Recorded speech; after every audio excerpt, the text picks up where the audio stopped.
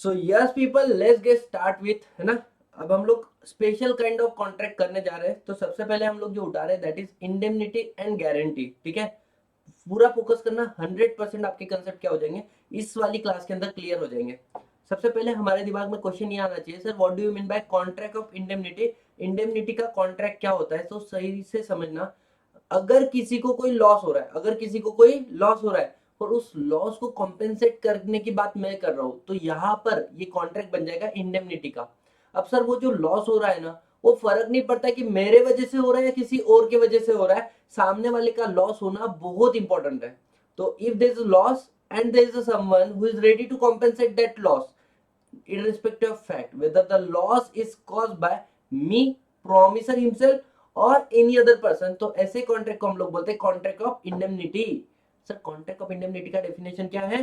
So a contract of indemnity is such where one party promise to save, क्या बोल दिया यहाँ पे, एक पार्टी प्रॉमिस कर रहा है to save other party from the loss cause, बराबर, either by the conduct of promisor himself और एनी अदर पर्सन। अब इसके अंदर तीन बातें इंपॉर्टेंट है सर, क्या क्या? सबसे पहला आता है सिक्योरिटी अगेंस्ट द लॉस, कि भाई तब तुमको लॉस हो रहा है कॉम्पेंसेट मैं करके देगा। Make a good of the loss, मतलब कॉम्पेंसेशन का बात आया। एंड द थर्ड, जिस पार्टी को लॉस हो रहा है उसको तो कॉम्पेंसेट द पर्सन जिसको लॉस सफर हो रहा है। अब हम लोग आगे बढ़ते हैं, यहाँ पर एक एग्जांपल लेके चलते हैं, चलो ध्यान देना। फॉर एग्जांपल, रिलायंस इंडस्ट्री ने सतीश सर वहां पर एम्प्लॉय थे, बोला हम आपको कैम्ब्रिज यूनिवर्सिटी में पढ़ाई के लिए भेज रहे हैं, आगे एमबीए के लिए, लेकिन वहां से रिटर्न आने के बाद में आपने एक काम कर देना, 5 साल के लिए हमको सर्व करना। ठीक है, अगर आपने 5 साल के लिए हमको सर्व नहीं किया ना, तो ऐसे वाले केस में आपको हमें देना पड़ेगा कुछ मुआवजा, मतलब कॉम्पेंसेशन। तो यहाँ पर मेरे कुछ कर्मों की वजह से अगर किसी को लॉस हो रहा है और मैं उसको कॉम्पेंसेट करने का बात कर रहा हूँ, तो that is what contract of indemnity. अब यहाँ पर सेकंड एग्जांपल लेके चलते हैं कि देयर इज अ विशाल और देयर इज अ विवा एंड देयर इज अ करण। अब जो करण है ना, करण से विवा को बड़ा डर लग रहा है कि करण मेरे अगेंस्ट में एक्शन लेगा। तो यहाँ पे विशाल बोलता है तू बिल्कुल भी चिंता मत कर, करण को एक्शन लेने दे, जो भी तेरे को लॉस होगा ना उसको कॉम्पेंसेट करके मैं दूंगा। तो यहाँ पे विशाल ले रहा है किसको, किसी और का गारंटी। इधर दो पार्टी आता है, एक होता है विशाल, एक होता है विवा, मतलब द पर्सन जो आपको प्रॉमिस कर रहा है कि लॉस सफर होगा तो मैं भर के दूंगा, इंडेमनीफायर। और जिसको प्रॉमिस कर रहे हैं उसको हम लोग बोलते हैं इंडेमनीफाइड। समझ में आ रहा है? यस। आगे बढ़ते हैं, स्कोप ऑफ इंडेमनिटी, ये तो अभी पढ़ कर आया ना। चाहे प्रॉमिसर के कंडक्ट से लॉस हो रहा है तो भी इंडेमनिटी में आता है, चाहे किसी और के कंडक्ट से हो रहा है। मतलब सर इंश्योरेंस कंपनी जो है ना, इंश्योरेंस कंपनी आपके कार का इंश्योरेंस निकाल रही है, एक्सीडेंट भरे किसी और की वजह से हुआ, वो आपको कॉम्पेंसेट करके दे रही है ना, that is contract of indemnity. लेकिन एग्जाम में एक क्वेश्चन आता है कि सर अगर इंश्योरेंस निकाला है लाइफ का, लाइफ इंश्योरेंस, तो कॉन्ट्रैक्ट ऑफ इंडेमनिटी का आंसर इज नो। क्यों? क्योंकि लॉस, किसी की लाइफ की जो लॉस है इसको कोई कॉम्पेंसेट कर नहीं सकता। नहीं सर वो तो टर्म इंश्योरेंस में 1 करोड़ 2 करोड़ 10 करोड़ 14 करोड़ 15 करोड़ 20 करोड़ देते वो, अरे वो सिर्फ एक कॉम्पेंसेशन अमाउंट है, but that is not a compensation for the living, मतलब क्या जो पर्सन दे दूंगा उसका रिप्लेसमेंट नहीं है वो। ठीक है, चलो आगे बढ़ते हैं हम लोग। अब कॉन्ट्रैक्ट ऑफ इंडेमनिटी दो तरीके के से बनते हैं, एक तो होता है एक्सप्रेस या फिर होता है सर इम्प्लाइड। सर कैसे बनता है एक्सप्रेस? एक्सप्रेस का मतलब सीधी सी बात है, जो एग्जांपल आपको मैंने बताया था कि सतीश सर ने 5 साल के आने के बाद में सर आपको करके सर करूंगा, express contract of indemnity. Implied क्या होता है? पार्टनरशिप वाला एग्रीमेंट आप सोचो, ठीक है, that one person is liable for act of another person. ये बोलना नहीं पड़ता, ये तो पार्टनरशिप एक्ट खुद ही बोलता है ना, करे कोई और भरे कोई, वाइकरियस लायबिलिटी। तो बोलने का मतलब क्या है, this is what implied indemnity. अब मानो मैं मैकडोनल्ड्स में गया, किसी को धक्का लगा और सामने वाले की ब्लैक टी नीचे जमीन पे गिरी, मैं लगेज गया स्टोर के वहां पर और मैंने नई ब्लैक टी लेकर उनको दी, तो मैं कॉम्पेंसेट करके दिया कि नहीं किया? क्या लेकिन बोल के बोला क्या, रहे तुम्हारा लॉस हो गया माफ करना मैं तुमको लेके देता, नहीं, मैंने इमीडिएट एक्शन लिया, दैट इज इम्प्लाइड इंडेमनिटी। समझ में आ रहा है? चलो आगे बढ़ते हैं। उसके बाद में आता है sir right of indemnity holder क्या होते हैं ये बता दो ना। तो दो तीन केसेस लेते हैं, समझो मैं अनअकैडमी में काम करता था, अब उसके बाद मैंने अनअकैडमी छोड़ा और मैंने ज्वाइन किया फिजिक्स वाला, लेकिन मेरा कॉन्ट्रैक्ट बीच में से छोड़ा मैंने, तो फिजिक्स वाला के अलग सर जो थे उन्होंने बोला तुम बिल्कुल भी चिंता मत करो सतीश सर, आप हमें ज्वाइन कर लो, अगर इन्होंने कभी तुम्हारे ऊपर एक्शन लिया तो हम आपको जो भी डैमेजेस आपको देना है हम कॉम्पेंसेट करके देंगे। सो this is contract of indemnity. दूसरा क्वेश्चन आता है कि मानो अनअकैडमी ने मेरे ऊपर केस फाइल किया और अब मुझे नहीं लगता कि मैं केस जीतने वाला हूँ, ठीक है, मुझे नहीं लगता मैं केस जीतूंगा। फिजिक्स वाला ने बोला एक काम करो सर, आप आउट ऑफ कोर्ट सेटलमेंट कर लो, कॉम्प्रोमाइज की बात कर लो, ठीक है। तो मैंने आउट ऑफ कोर्ट सेटलमेंट कर दिया जैसे उन्होंने बोला, तो ये भी कॉन्ट्रैक्ट ऑफ क्या है, इंडेमनिटी। ये जो कॉम्प्रोमाइज अमाउंट मैं अनअकैडमी को दे रहा हूँ मैं अलग सर से वसूल कर सकता हूँ। तीसरी बात क्या हुआ, कि मानो सतीश सर ने ज्वाइन किया क्या, अन अकेडमी छोड़ा और फिजिक्स वाला ज्वाइन किया। अब फिजिक्स वाला के जो सर है, इन्होंने बोला सतीश सर अपनी केस को डिफेंड करना सीखो, मतलब केस लड़ो।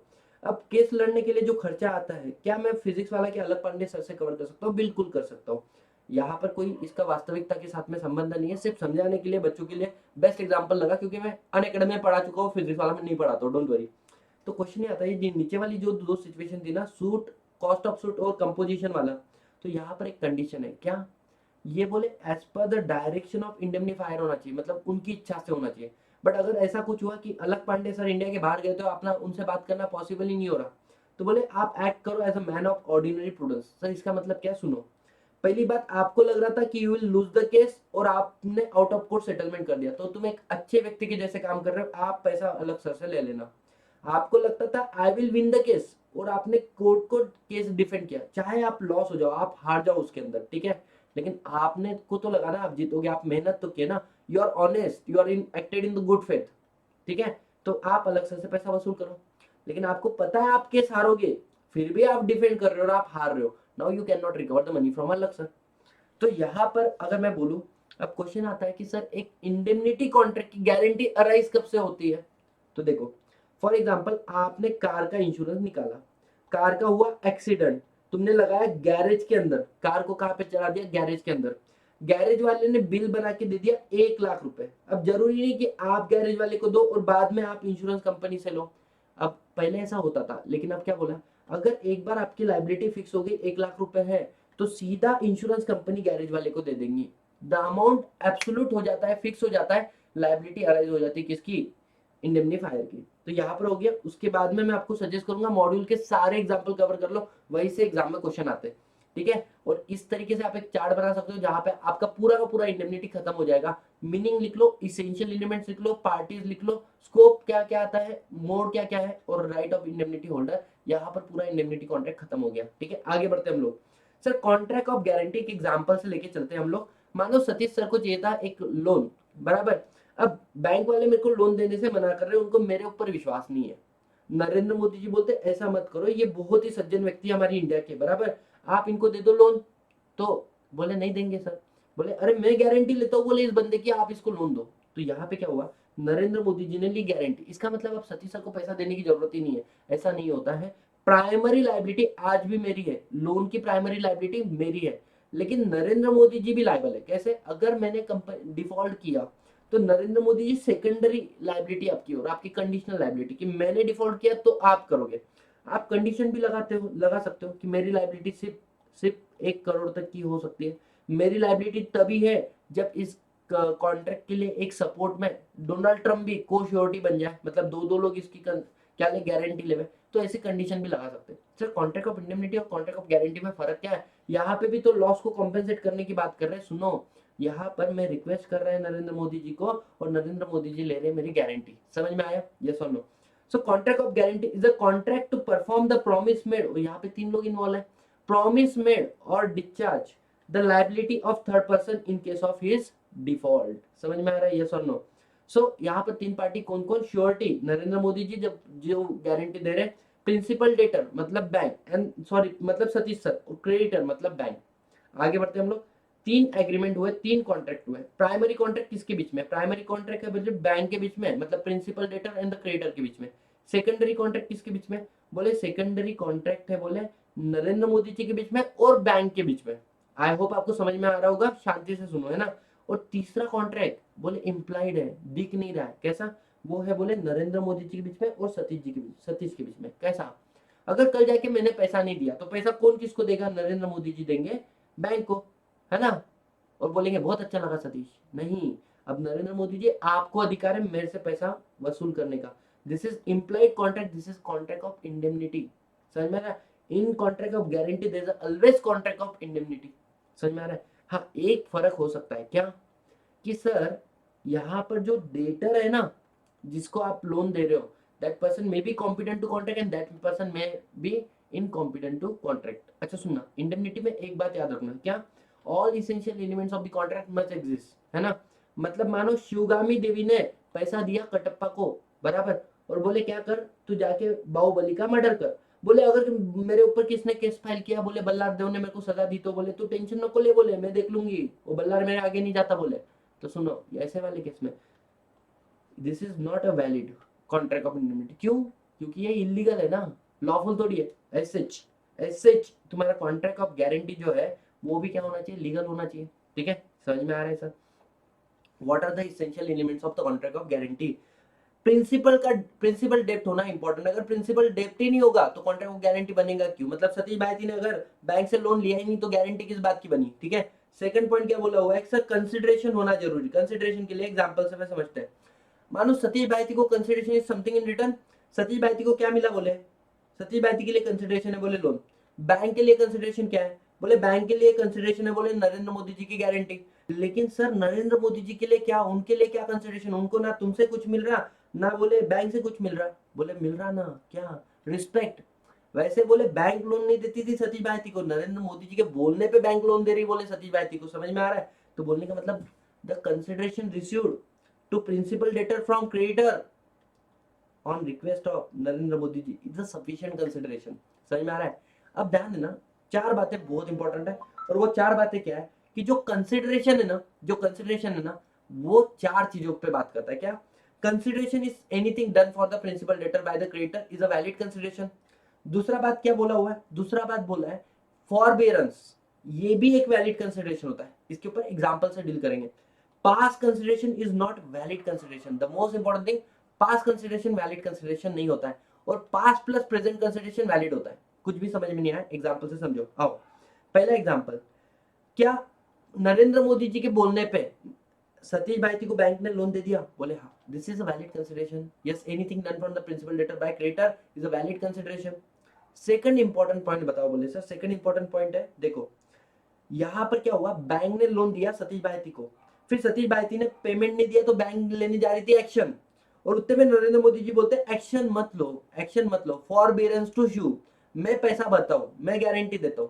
तो दिस इज वैलिड कंसिडरेशन। क्यों? क्योंकि यहाँ पे आपको बोल रहे हैं कि भाई साहब जो प्रेजेंट है ना, कि आप आज के डेट में एक्शन मत लो, मैं पैसा भर देता हूँ, मैं गारंटी लेता हूँ, दिस इज वैलिड। अब दूसरा एग्जाम्पल लेते हैं।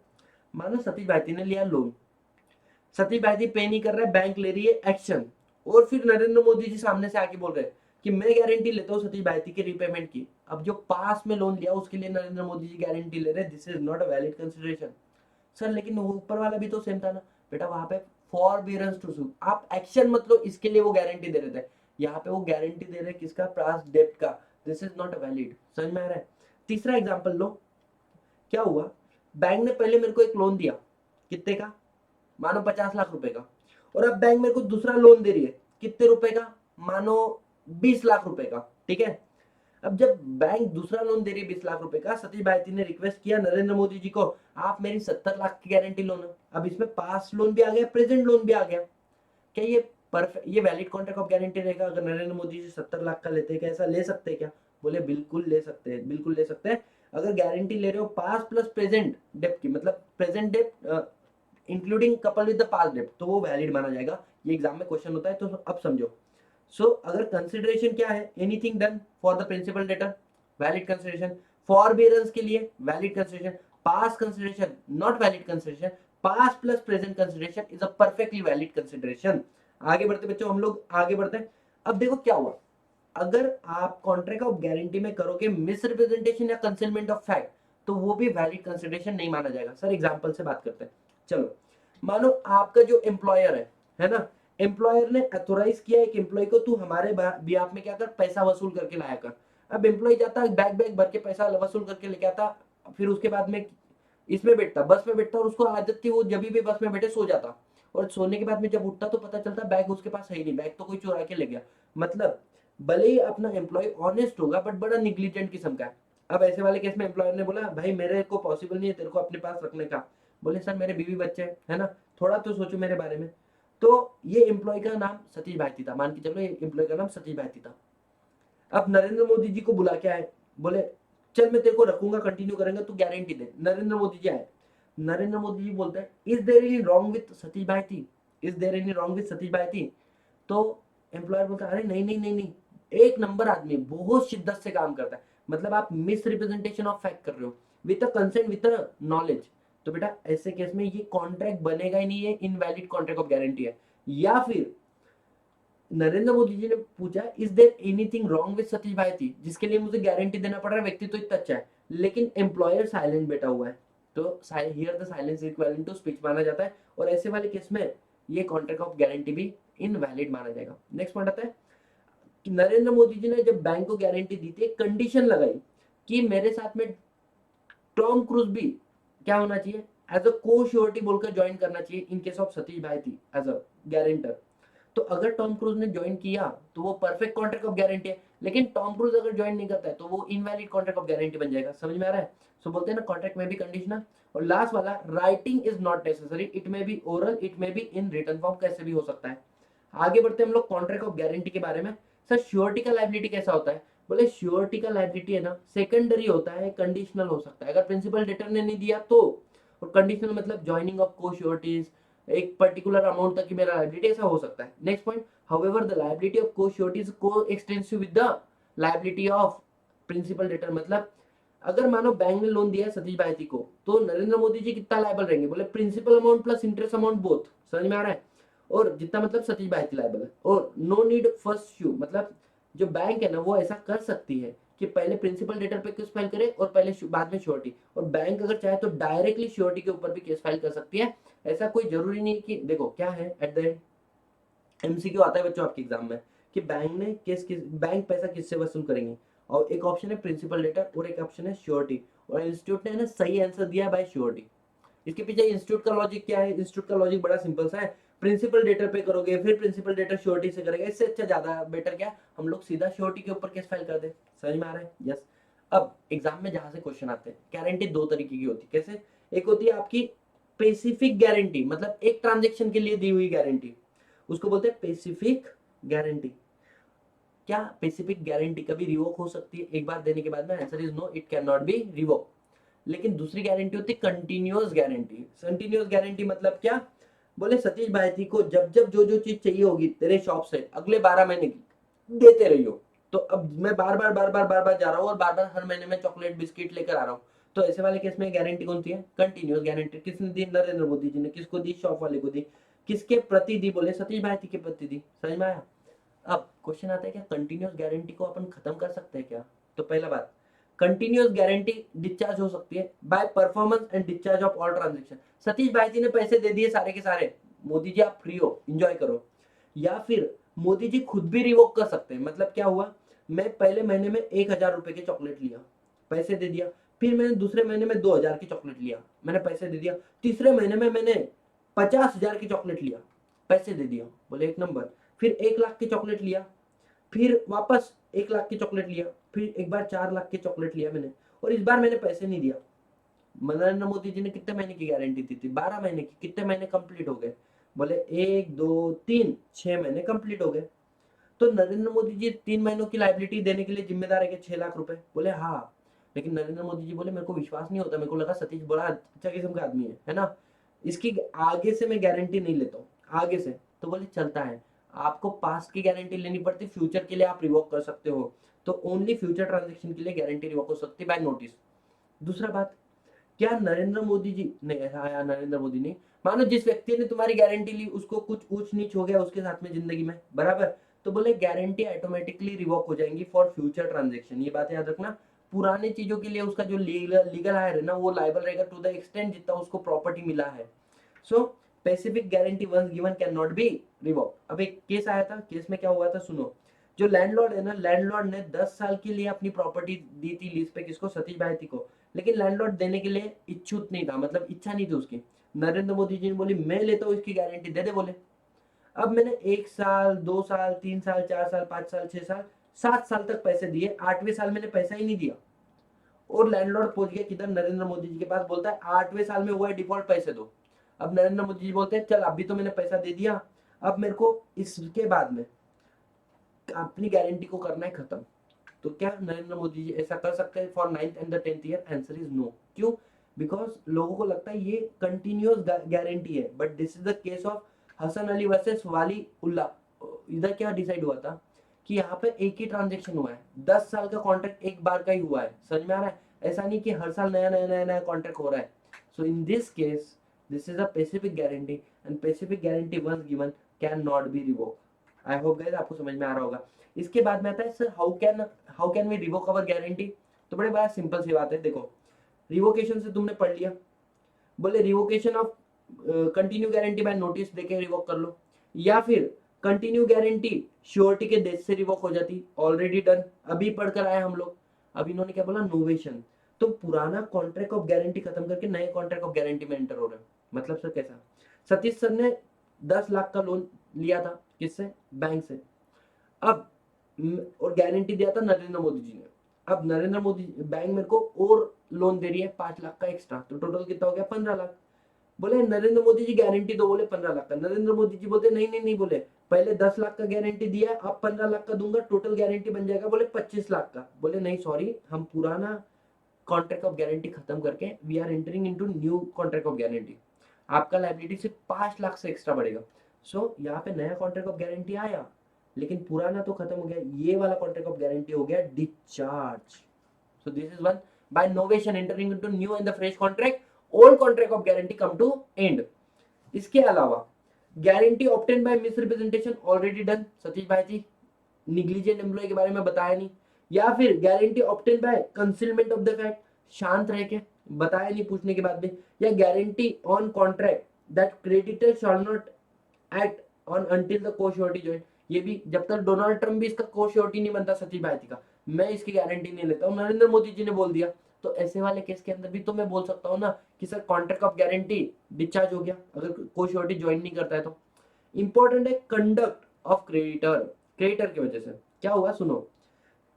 अगर तुमने कॉन्ट्रैक्ट ऑफ गारंटी में वेरिएशन किया, चाहे वो बेनिफिट में हो श्योरिटी के चाहे नहीं हो, लेकिन उसको बोला नहीं ना तुमने, तो ऐसे वाले केस में कॉन्ट्रैक्ट ऑफ गारंटी खत्म हो गया. फॉर एग्जांपल सतीश भाई को अपॉइंट किया था विद सैलरी ऑफ ₹1 लाख, और जिसका गारंटी लिया था नरेंद्र मोदी जी ने. बड़ा अच्छा किस्म का व्यक्ति, बोले अगर इसने कर जाके कुछ कुछ नहीं किया मैं दूंगा, बोले इसको जितना तुमने पैसा पे किया. बोले डन.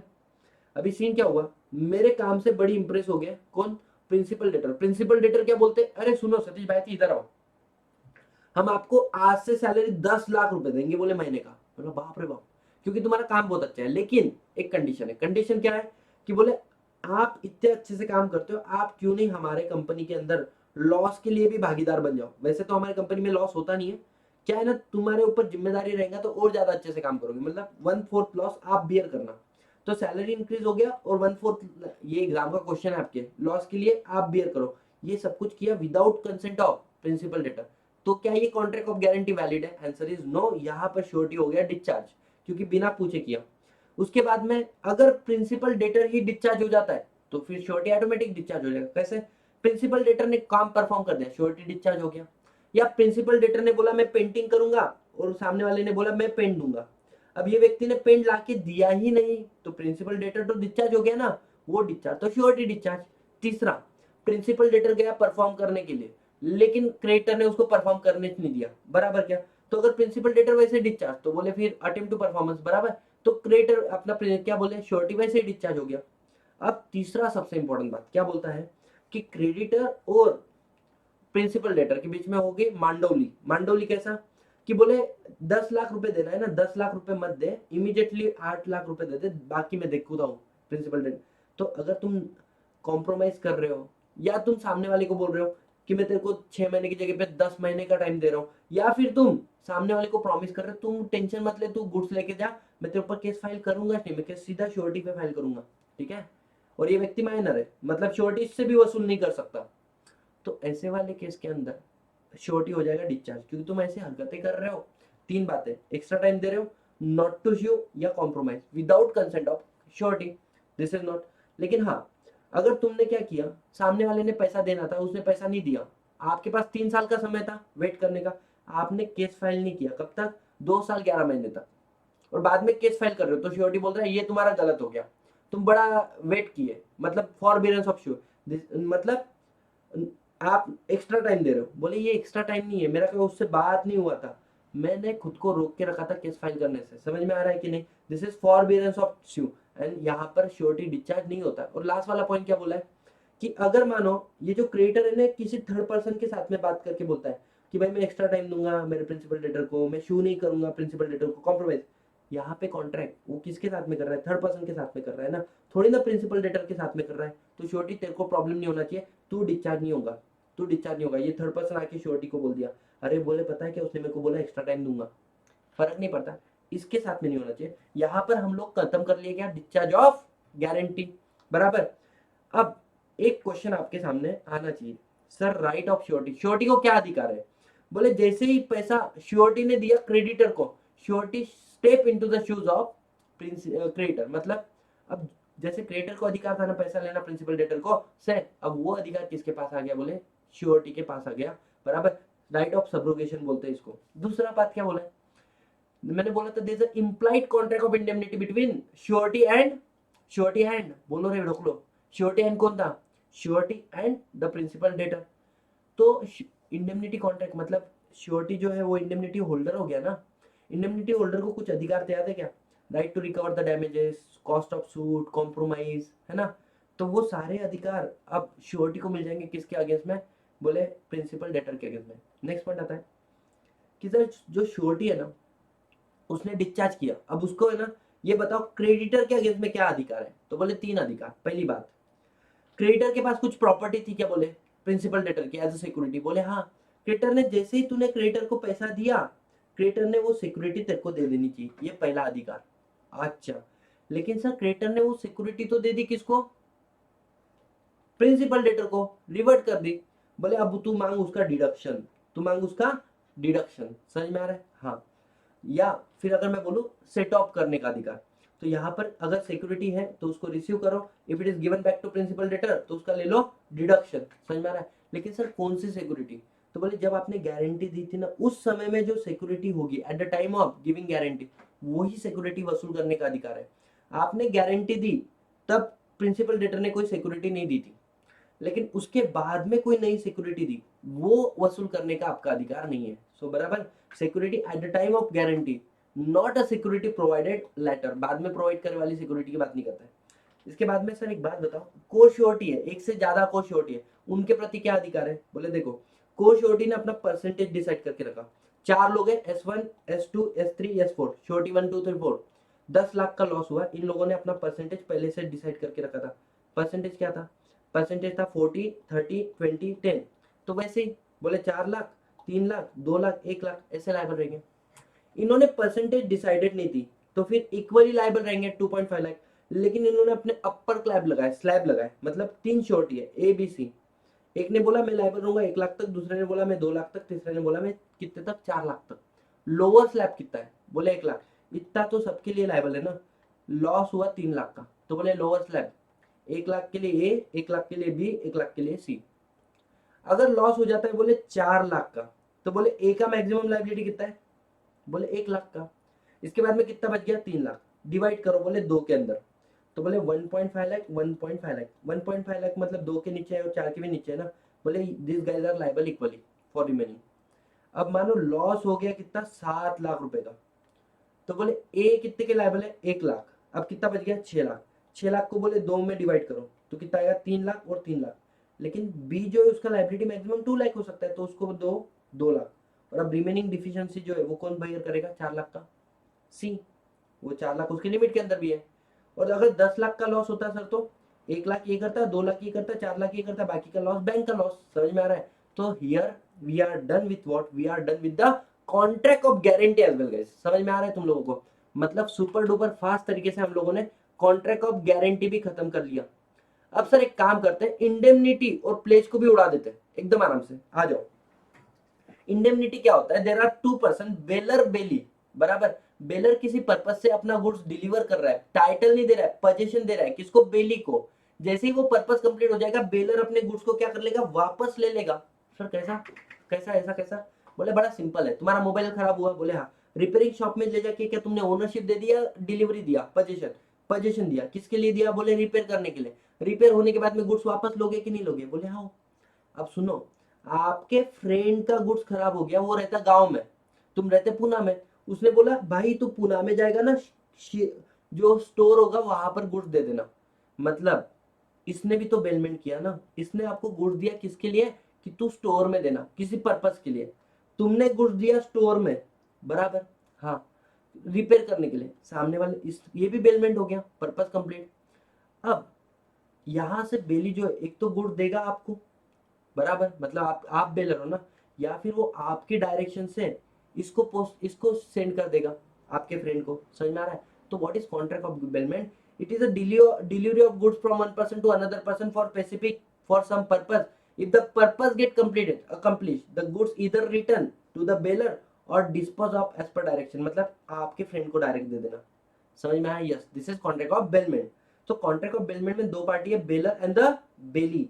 इसके बाद में आता है सर, अब सुनो, अगर कॉन्ट्रैक्ट ऑफ बेलमेंट है, मैंने किसी से लोन लिया और उसके अगेंस्ट में मैंने दिया उनको गोल्ड एज अ सिक्योरिटी, तो ये बेलमेंट हुआ कि नहीं हुआ? हाँ, क्योंकि यहाँ पे भी तो हम लोग गुड्स दे रहे हैं ना, लेकिन ये गुड्स हम क्या दे रहे हैं? एज अ सिक्योरिटी दे रहे हैं ना, फॉर परफॉर्मेंस ऑफ प्रॉमिटी, हम उसको गारंटी दे रहे हैं ना खुद के बारे में।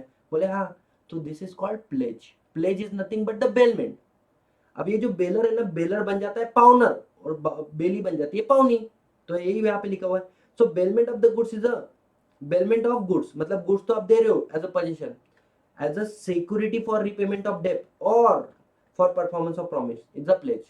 इधर पाउनर कौन है? बोले जो बेलर है वो बन गया पाउनर, और बोले पाउनी कौन है? तो बोले जो बेली है वो बन गई पाउनी, बराबर। आगे बढ़ते बच्चों, अब सुनो essential elements of contract of bailment.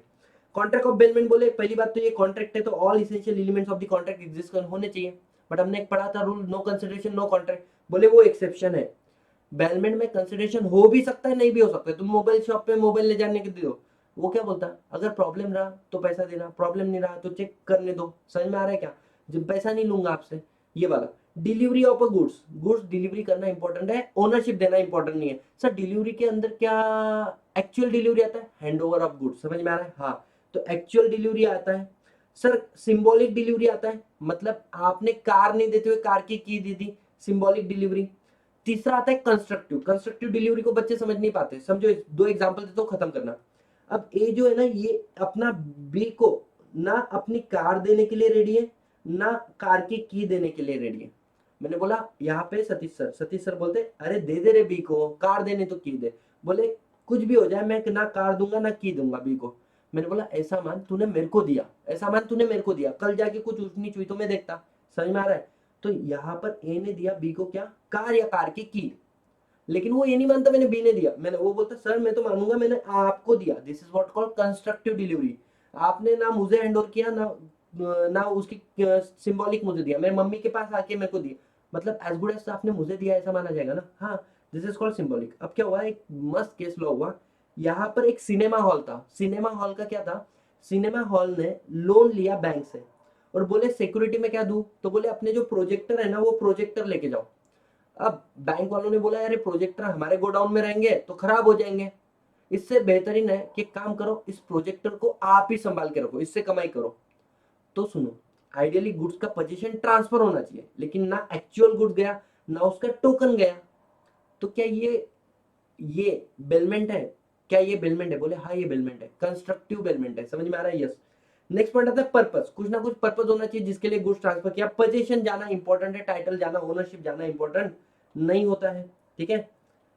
Next point क्या आता है तुम्हारा? सर रिटर्न, जैसे पर्पस कंप्लीट हुआ गुड्स रिटर्न करना। अब क्वेश्चन आता है कि मैं अगर बैंक में मनी डिपॉजिट कर रहा हूँ तो क्या ये बेलमेंट है? बोले ये बेलमेंट नहीं है। क्यों बेलमेंट नहीं है? क्योंकि मनी गुड्स की डेफिनेशन में नहीं आता है, बिकॉज गुड्स का डेफिनेशन है goods means every kind of movable property other than money and actionable claim and it includes share stock going crab grass thing attached forming part of land which can be severe before sale take place। जान दो, आगे बढ़ते बच्चों। अगर आप ornament bank में deposit कर रहे हो, क्या ये बेलमेंट है? बोले ये भी बेलमेंट नहीं। क्यों? क्योंकि एक चाबी आपके पास, एक चाबी बैंक के पास है, तो बैंक को ओनर पोजीशन मिला, कंट्रोल मिला ही नहीं ना। बोले यस और नो। क्वेश्चन ये आता है कि आपने अपनी कार पार्किंग लॉट में रखी और चाबी खुद के साथ लेके गए, क्या ये बेलमेंट है? ये बेलमेंट नहीं है, क्योंकि ओन अभी भी कंट्रोल आपका है, लेकिन आपने कार पार्किंग के लिए रखी और चाबी भी दे के आए उधर। बोले अगर कोई आया जगह नहीं मिली तो मेरी कार सरका देना, तो ये बेलमेंट माना जाएगा। ऑपरेशन ऑफ लॉ से कभी कभी बेलमेंट बन जाता है। गवर्नमेंट अथॉरिटी आके आपके कुछ इंपॉर्टेंट गुड्स, आपके डॉक्यूमेंट्स लेके चल जाते हैं, दैट इज ऑल्सो बेलमेंट। उसके बाद में आता है बैंकर लॉकर में आपने ऑर्नामेंट लॉक किए, नॉट अ बेलमेंट। आप पैसे डिपॉजिट कर रहे हो, नॉट अ बेलमेंट। हो चुका है ये सब कुछ। अब आगे बढ़ते बच्चों। बेलमेंट कितने टाइप के होते हैं? बोले बेसिकली दो टाइप के, एक होता है ग्रेटिट्यूअस बेलमेंट, एक होता है नॉन ग्रेटिट्यूअस बेलमेंट। ग्रेटिट्यूअस मतलब इधर आपको है ना सामने वाले से कुछ लेना देना नहीं है, एक तो आप सिर्फ खुद का फायदा देख रहे हो, किसी सामने वाले का फायदा। मतलब सर मैं गया ताजमहल के सामने, अब मेरा मोबाइल था और मेरे को मेरे वाइफ के साथ में, मेरे मम्मी के साथ में फोटो निकालना, मैंने तुमको मेरा गुड्स दिया, मैंने बोला हम लोगों का फोटो निकालो, तो यहाँ पे मैंने गुड्स आपको दिया, लेकिन किस पर्पज से, मेरे फायदे के लिए। दूसरा एग्जाम्पल, आप मेरे को मिले कहाँ पे, ताजमहल के सामने, आप रोते बैठे हो, बोले क्यों, बोले मेरे मम्मी पापा दिख नहीं रहे, मेरे को इधर छोड़ के गए, डर लग रहा है। मैंने बोला नंबर है घर वालों का, बोले हाँ, मैंने बोला ये ले फोन कॉल कर। तो यहाँ पे मैंने गुड्स आपको दिया, लेकिन किसके लिए दिया, आपके फायदे के लिए, मेरे फायदा के कुछ है क्या, मैं कुछ रिटर्न में मांग रहा हूँ क्या, नहीं, दिस बेलमेंट कॉल्ड ग्रेटिट्यूअस बेलमेंट। लेकिन अगर अगर ऐसा हो जाता है कि मैंने आपको गुड्स दिया, उसमें आपका भी फायदा है मेरा भी फायदा है, सर मोबाइल मतलब मैंने लॉन्ड्री में कपड़े दिए, आपको पैसे मिल रहे हैं, मुझे कपड़े साफ करके मिल रहे हैं, मोबाइल रिपेयरिंग के लिए एग्जांपल कर सकते हो, टेलर का कॉन्ट्रैक्ट बोल दो, बाइक कार सर्विस, यहाँ पे दोनों का भी फायदा है। इसको बोलते हैं कौन सा बेलमेंट, इसको बोलते हैं नॉन ग्रेटिट्यूअस बेलमेंट। समझ में आ रहा है, यस। तो अब हम लोग बात कर रहे हैं किसके बारे में सर, बेलर के राइट्स एंड ड्यूटीज, बेलर के राइट एंड, देखो बेलर के राइट, बेली की ड्यूटीज, बेली के राइट, बेलर के राइट बेली की ड्यूटी, और बेलर की ड्यूटी बेली के, sorry sorry sorry sorry sorry sorry, baler का अधिकार बेली का ड्यूटी, और बेली का ड्यूटी, नहीं बेलर का ड्यूटी बेली का अधिकार, अरे bailor's right is equal to bailee का ड्यूटी, और बेलर का duty is equal to bailee का राइट, ऐसा याद करो, ठीक है। आ जाओ, अब मैं फटाफट आप लोगों से बात करता हूँ। अगर आपने किसी को गुड़ दिया, एक एग्जांपल लेके चलते कि मैंने मेरी कार आप लोगों को, मैंने मेरी बाइक आप लोगों को दी है घुमाने फिराने के लिए अपने दोस्तों को। दो सिचुएशन, एक तो पैसा लेके दी या पैसा बिना लेके दी। अगर पैसा लेके दी तो that is called non gratuitous bailment, और बिना पैसे लेके लेके दी तो आउट ऑफ चैरिटी, उसको बोलते हैं ग्रेटिट्यूअस बेलमेंट, ठीक है।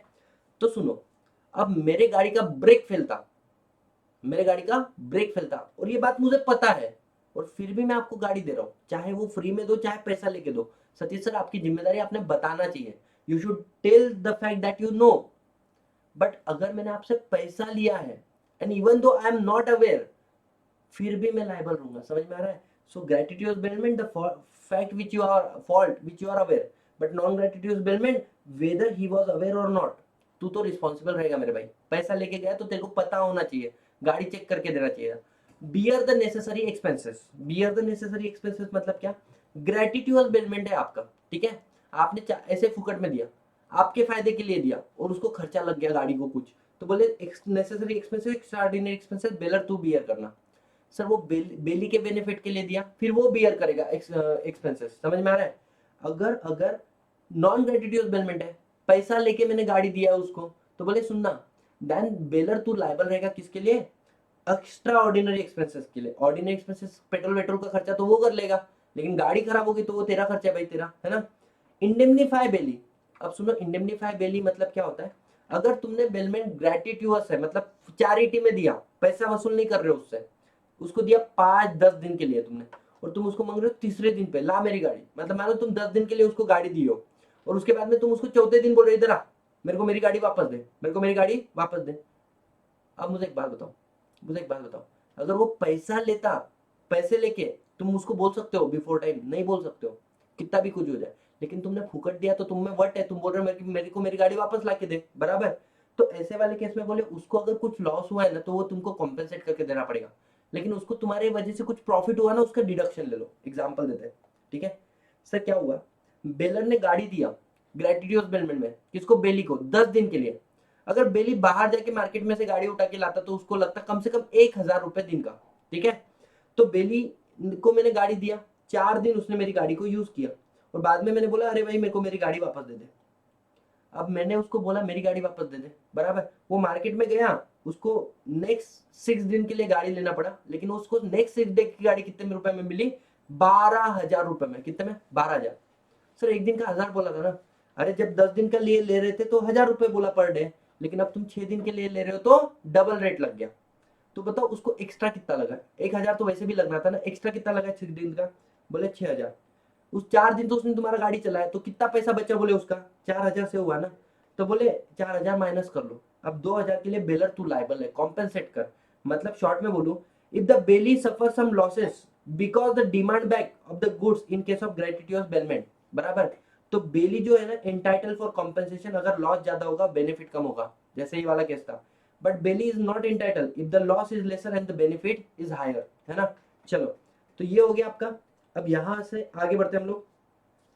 डिफेक्टिव टाइटल, बेलर तुम्हारा खुद का गुड्स नहीं था, मैंने एक कपड़ा चोरी करके लाया और टेलर नहीं, एक शर्ट मैंने किसी का कोट चोरी करके लाया और मैंने लॉन्ड्री वाले को बोला मस्त क्या करे इसकी धुलाई कर कपड़े की, और उधर से ट्रू ओनर आया, उसको समझ में आ गया ये तो मेरा ही शेरवानी है शादी की, समझ में आ रहा है। तो ऐसे वाले केस में अगर इंडेमनीफाई करना पड़ेगा जो भी लॉस बेली को हुआ है उसमें, bound to accept the goods. अब बेली मुझे मेरा गुड्स वापस दे रहा है, मैं बोला मेरे को नहीं चाहिए, मेरे को नहीं चाहिए, you are bound to accept, purpose got completed, समझ में आ रहा है।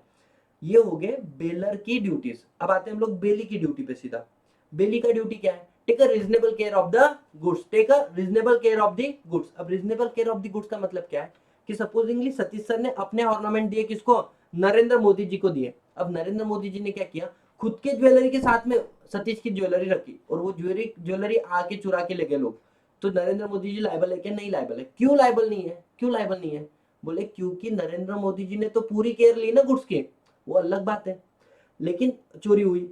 लेकिन नरेंद्र मोदी जी ने खुद की ज्वेलरी रखी लॉकर में और सतीश सर की ज्वेलरी रखी ओपन, और वो हो गए स्टोलर। अब नरेंद्र मोदी जी आप लायबल है, क्यों? Because you are not acting as a man of ordinary prudence. जैसे लोगों के सामान को ऐसे रखो जैसे कि वो तुम्हारा खुद का सामान है, बराबर।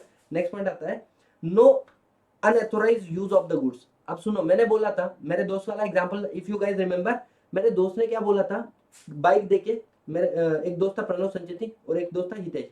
हितेश ने बोला प्रणव संचेती को कि बोले भाई सुन, सतीश को गाड़ी चलाने मत देना, है ना। और मेरे को बिठाया पीछे, मैं सो रहा था, मेरे को आ रही थी फुल नींद। अब और हम जा रहे थे शेगांव। तो नागजरी बोलकर एक एरिया लगता है, जीजा झाकझुक रास्ता है, ऐसा जिग जैग। प्रणव को भी लगा यार सतीश तो सो रहा है, बोले सतीश गाड़ी चलाएगा? मैं बोला हाँ चलाऊंगा।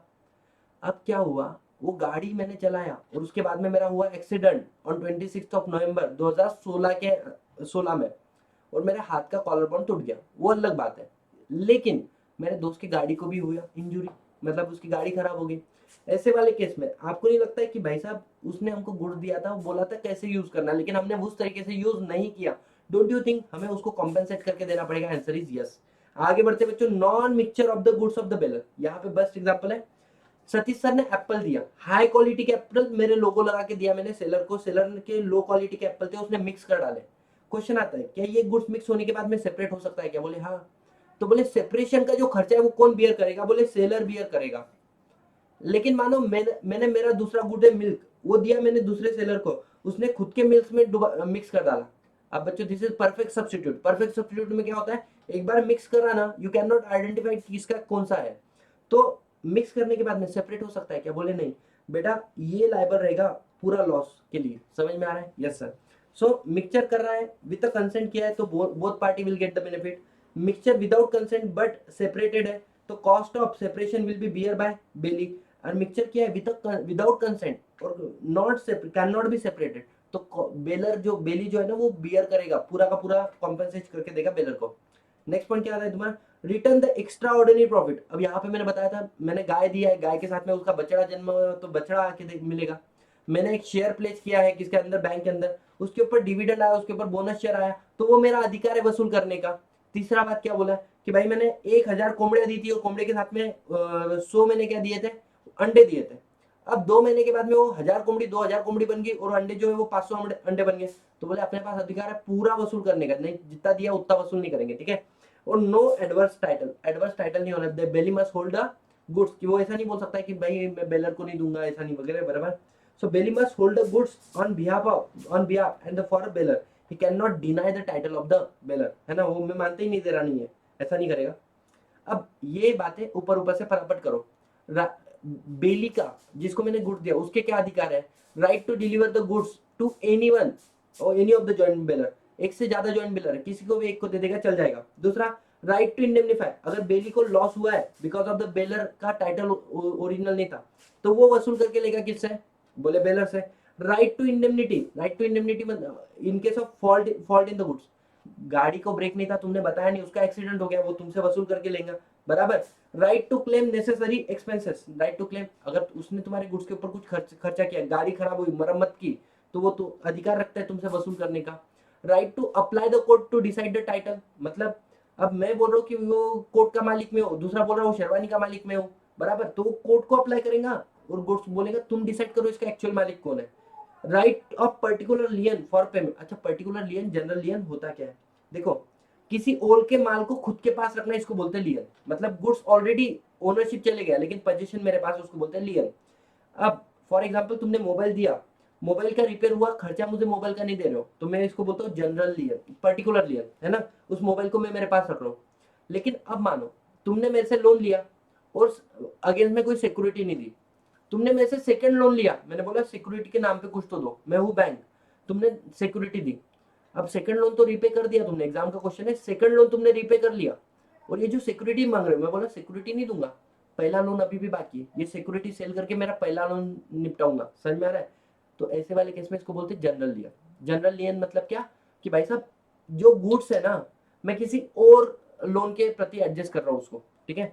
तो जनरल लियन कौन कर सकता है, सिर्फ 5 लोग कर सकते हैं। जनरल लियन कर सकता है bank, factor, war finger, attorney of high court या फिर पॉलिसी ब्रोकर, ये 5 लोग ही जनरल लियन एक्सरसाइज कर सकते हैं। लेकिन हाँ, कॉन्ट्रैक्ट में मेंशन करके आप इनके इस अधिकारों को क्या कर सकते हो, खत्म कर सकते हो। इसके ऊपर आया था केस स्टडी, इस वाले पॉइंट के ऊपर, ठीक है, एग्जाम के अंदर। अब नेक्स्ट पॉइंट आता है पर्टिकुलर लियन, सर हम लोग एक्सरसाइज कर सकते हो, बोले पर्टिकुलर लियन यू कैन एक्सरसाइज, लेकिन उसकी कंडीशन है क्या, कि तुमने उसके ऊपर कुछ स्किल या लेबर लगाए होने चाहिए और जिसकी वजह से उसमें हुआ है वैल्यू एडिशन, मतलब किसी ने कपड़ा ला के दिया और उस कपड़े का तुमने ड्रेस में कन्वर्ट किया, बराबर, पैंट में कन्वर्ट किया, तो ऐसे वाले केस में आपने क्या किया, सर उसके ऊपर लेबर और स्किल हमने अप्लाई किया, ठीक है, वैल्यू एडिशन हुआ है। अब वो पैसा अगर आपको नहीं दे रहा है तो आप उसको क्या कर सकते हो, अपने पास रख सकते हो, कोई तकलीफ वाला काम नहीं है। नेक्स्ट पॉइंट क्या बोलता है, टर्मिनेशन ऑफ बेलमेंट, क्या हम लोग बेलमेंट कॉन्ट्रैक्ट को टर्मिनेट कर सकते हैं, बोले बिल्कुल कर सकते हैं। एक्सपायरी ऑफ फिक्स पीरियड, जिस समय के लिए दिया था वो पीरियड खत्म हो गया तो एक्सपायरी हो गया। नेक्स्ट पॉइंट क्या बोला है, फुलफिलमेंट ऑफ द पर्पस, जिस पर्पस के लिए दिया पर्पस कंप्लीट हो गया। डेथ हो गया, बोले बेलर का या बेली का, खत्म। लेकिन सुनना, अगर ग्रेटिट्यूस बेलमेंट है तो टर्मिनेट होगा, नॉन ग्रेटिट्यूस बेलमेंट पैसा तो तुमने ले लिया वो टर्मिनेट नहीं होता है। इनकंसिस्टेंट यूज, मैंने बोला ऐसे यूज करना, तुम नेक्स्ट तरीके से यूज कर रहे हो, या destruction modification of the subject matter, समझ में आ रहा है, मैंने तुमको जो गाय दी थी, हॉर्स दिया था, वही मर गया, बराबर, तो फिर क्या आगे बेलमेंट कंटिन्यू करोगे तुम लोग, ठीक है। चलो, तो जनरल ईयर पर्टिकुलर ईयर से भी एग्जाम में क्वेश्चन आते हैं, मेक श्योर आपने वो करना चाहिए, ठीक है। अब लास्ट वाला पॉइंट आता है तुम्हारा बेलमेंट के अंदर, sir finder of the goods. Finder of the goods क्या बोलता है, सुनो, फाइंडर ऑफ द गुड्स बोलता है कि सर जैसे ही क्या हुआ, सुनो, किसी का माल आपको रास्ते में मिला, मैं बोलता कभी नहीं उठाना, उठाने से तुम्हारी जिम्मेदारियां बढ़ती, तुमको फायदा आटाने का नहीं होता, घंटा फायदा नहीं होता है सर। मतलब सुनो, पहली बात, तुमने बड़ा पहले तो तुमने कोशिश करना चाहिए ट्रू ओनर को ढूंढने की, तुम नहीं ढूंढोगे तो बोले सेक्शन 403, अगर वो व्यक्ति जीवित है ना जिसका तुमने गुड्स उठाया, miss appropriation of property Indian penal code के अंदर लायबल होगे। अरे बाप रे, अगर वो व्यक्ति मृत होगा ना, section 404 of the Indian penal code, मृत व्यक्ति की प्रॉपर्टी को उसके लीगल रिप्रेजेंटेटिव के हाथ में जाने के पहले तुमने चुराया, दूसरा केस लगेगा तुम्हारे ऊपर, समझ में आ रहेगा, मतलब तोबा तोबा। तो पहला काम तो कोशिश करो, रीजनेबल केयर लो कि ट्रू ओनर को ढूंढ के लाए। ट्रू ओनर मिल गया, अब तुमको कुत्ता मिला था रास्ते पे, तुमने उसको क्या किया, उसको निलाया धुलाया, डॉक्टर के पास ले गए, 2-3 इंजेक्शन लगाए तुमने उसको, बराबर, तो तुमने उसके ऊपर खर्चा किया, क्या तुम इसका पैसा रिकवर कर सकते, क्या बोले कर सकते, उसने नहीं दिया ट्रू ओनर ने, तुम केस फाइल कर सकते, बोले तुम नहीं कर सकते, क्यों नहीं कर सकते, क्या उसने बोला था क्या, any act done voluntary is not a valid consideration, याद करो सीए फाउंडेशन में पढ़ा था, any act done voluntary is not a valid consideration, CMA foundation में भी, ठीक है। और दूसरा बात क्या बोला हुआ है, दूसरा बात बोला है सर कि अगर आप केस फाइल नहीं कर सकते हो लेकिन उस गुड्स को रिटेन रख सकते हो जब तक वो तुमको तुम्हारा खर्चा पे नहीं करे। नेक्स्ट पॉइंट क्या बोला, reward of goods. Reward of goods मतलब क्या, कि मानो जो कुत्ता आपको मिला उसके ऊपर 2.5 लाख का क्या था, गिफ्ट था, क्या आप उस गिफ्ट के लिए केस फाइल कर सकते हो, नहीं दे रहा है तो, बोले कर सकते हैं, लेकिन उधर भी एक कंडीशन जो आपकी सिलेबस में नहीं लिखी है, कि आपको ऑफर के बारे में पहले से पता होना चाहिए बिफोर बीइंग एक्सेप्टेड, मतलब acceptance without knowledge of offer is not valid offer ना, Lalman Shukla versus Gauri Dutt. Lalman was not aware कि गौरी दत्त ने ऑफर डाला हुआ है कि मेरा निफ्यू जिसको भी मिलेगा मैं उसको गिफ्ट दूंगा, तो पहली बात आपको पता होना चाहिए। और दूसरा बात क्या बोला है, अगर सामने वाला तुमको तो वो गिफ्ट अमाउंट नहीं दे रहा है तो राइट ऑफ लियन एक्सरसाइज करो। क्या सर मैं सेल कर सकता, बिल्कुल सेल कर सकते हो, दो कंडीशन है सेटिस्फाई, ये ऊपर में से दोनों में से एक सेटिस्फाई होनी चाहिए और नीचे वाले दोनों में से एक सेटिस्फाई होनी चाहिए। पहला क्या, तुमने ट्रू ओनर को ढूंढा लेकिन ट्रू ओनर मिला नहीं, या फिर ट्रू ओनर मिला लेकिन वो तुमको तुम्हारा खर्चा पानी दे नहीं रहा है। अगर गुड्स पेरिशेबल नेचर का है ना, इमीडिएटली सेल करो, नहीं तो सड़ जाएगा। गुड्स ड्यूरेबल नेचर का है, कुत्ता है, अब कुत्ता तुमको मिला, कुत्ता तो ड्यूरेबल नेचर का, ऐसा नहीं कि सड़ जाएगा। तो बोले आप उसको तभी सेल कर सकते हो जब आपने उसके ऊपर 2/3 से ज्यादा खर्चा किया। अब मानो एक कुत्ता है, उसका वैल्यू है 1 लाख रुपए, तुमने उसके ऊपर खर्चा किया है 70,000 रुपए, 2/3 से ज्यादा तुम सेल कर सकते हैं। अंबानी के कुत्ते को, तुम्हारे कुत्ते पे आया प्यार और अंबानी ने तुम्हारे कुत्ते को लिया 10 लाख रुपए में, ठीक है, तो फायदा कितना हुआ रे? बोले सर 9,30,000 रुपए, 70,000 खर्चा था, 9,30,000। बेटा वो 9,30,000 है ना, ट्रू ओनर को देना पड़ता, तुम नहीं रख सकते। मतलब बोले वो किसी और का माल है तो उसका प्रॉफिट भी किसी और का रहेगा। अच्छा वो कुत्ता सर जो 70,000 मैंने खर्चा किया ना, मैं सेल तो कर सकता, बराबर, मैंने सेल उसको किया एक गरीब कुत्ती को 50,000, गरीब कुत्ती के मालिक को, है ना, उनकी शादी लगाने के लिए 50,000 में, लॉस हो गए सर 20,000 में, कवर कर सकते हैं, यू कैन नॉट रिकवर। समझ में आ रहा है? इसलिए बोलता हूँ किसी की पड़ी हुई चीज को उठाना मत, सिर्फ जिम्मेदारियां बढ़ेगी, फायदा तो घंटा नहीं होगा। आगे बढ़ते बच्चों, अब हम लोग एंटर हो गए पाउनर के अंदर। पाउनर पाउनी कॉन्ट्रैक्ट पढ़ा था प्लेज वाला।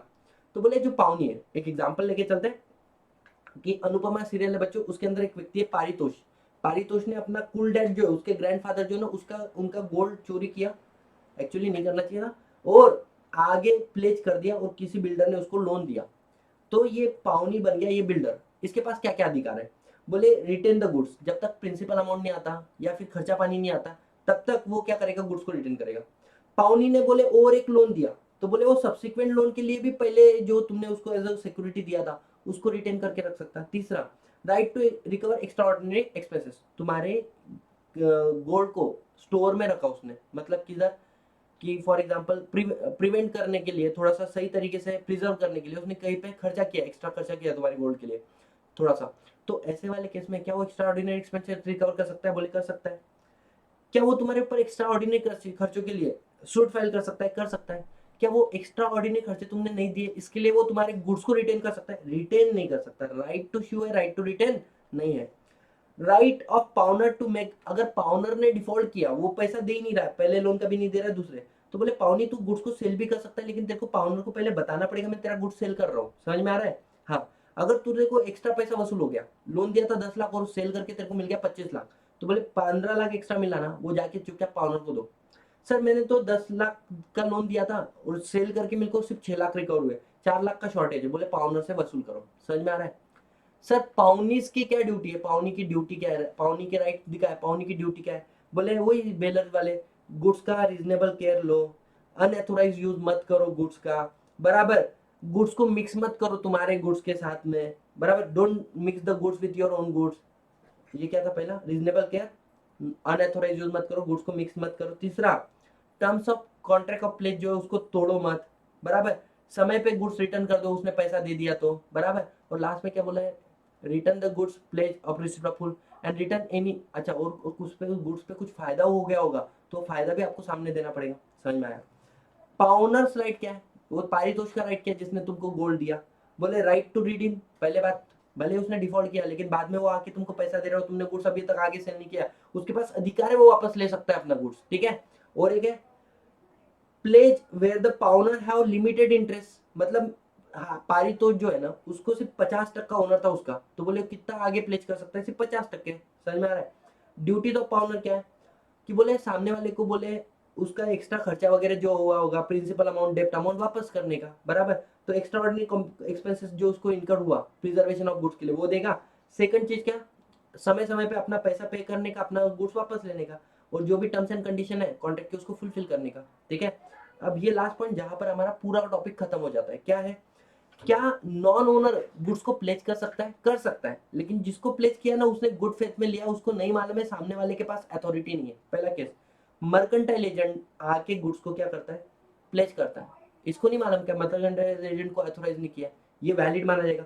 Pawnor who obtain the goods under the voidable contract, तुमने क्या किया? मेरे सर के ऊपर बंदूक रखा, मेरा 30,000 का जो फोन है तुमने लेके चले गए मेरे से 10 रुपए में, मैं चाहता था तो मैं रोक सकता था, लेकिन मैं सोच रहा हूँ यार मैं अगर वापस लेकर आ जाऊँ, कॉन्ट्रैक्ट को रिसाइन करूँ, तो तुम लोग मेरे को मारोगे पीटोगे, मैं कुछ एक्शन लिया ही नहीं। उसके बीच में जब तक मैं कॉन्ट्रैक्ट को रिसाइन नहीं करता, तुमने थर्ड पर्सन का इंटरेस्ट क्रिएट कर दिया, तुमने वो गुड्स किसी को प्लेज कर दिया। Now I can not do anything. समझ में आ रहा है? अब वो सामने वाले का इंटरेस्ट क्रिएट हो चुका है उसमें, this is valid pledge. Pawnor have limited interest, मतलब अगर मानो मैं 50% किसी प्रॉपर्टी का ओनर हूं तो I can pledge only up to 50%, not more than that. समझ में आ रहा है? मतलब मेरे पास जितना मेरा इंटरेस्ट है उतना ही मैं प्लेज कर सकता हूँ, उससे ज्यादा I can not. So the person can not pledge beyond the he can pledge to the extent he has interest in the property।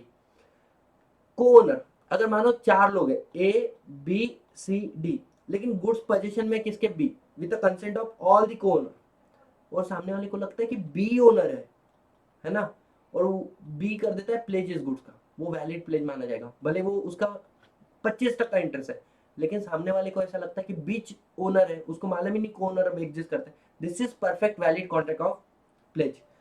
Buyer in the position before purchase of goods, sorry, अब buyer जो है ना, cell on approval basis होता है कि भाई goods लेके चल जा, 7 दिन तक देख संभाल ले, तो इन बिटवीन वो ओनर नहीं बना लेकिन पोजीशन उसके पास आ गया, वो चाहे किसी को प्लेज कर दे। समझ में आ रहा है? वैलिड प्लेज माना जाएगा, प्रोवाइडेड उस व्यक्ति को मालूम नहीं होना चाहिए कि बायर अभी तक ओनर बना ही नहीं है। या सेलर इन position after sale, Harshad Mehta वाला केस, क्या कार ऑलरेडी किसी और को सेल कर दिया है, फिर भी हर्षद मेहता को तुम सेल कर रहे हो, क्यों? क्योंकि पोजीशन तुम्हारे पास में है। वैसे ही कार ऑलरेडी गुड सोल्ड हुआ है, किसको? तुम किसी को प्लेज कर रहे हो। So here we are done with the entire Indian contract act के अंदर indemnity, guarantee, bailment and pledge. Now it's your turn कि मॉड्यूल के सारे एग्जांपल पढ़ के निकालो बच्चों, ठीक है? I did my work with a sincere holiness, sincere efforts. Now it's your turn to put more efforts, ठीक है? Thank you so much guys. Next video में एजेंसी भी कवर कर लेंगे।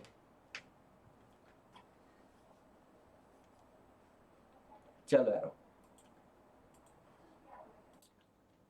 So let's get start with the contract of agency guys. एकदम आराम से focus करना, सर एजेंसी क्या होता है, ठीक है? In the next half hour we are going to cover each and every example जो आपके अभी तक एग्जाम के अंदर आ चुके हैं।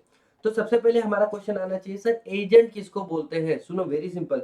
सतीश सर के लिए पॉसिबल नहीं कि वो हर किसी के साथ में कॉन्ट्रैक्ट में एंटर हो गए।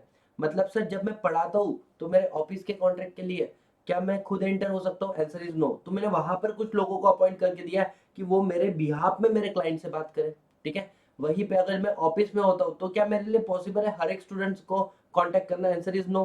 तो मैंने एक एडमिन नंबर लेके रखा है जहां पर स्टूडेंट के डाउट आते हैं, वो लोग स्टूडेंट से डील करते हैं ऑन बिहाफ ऑफ मी।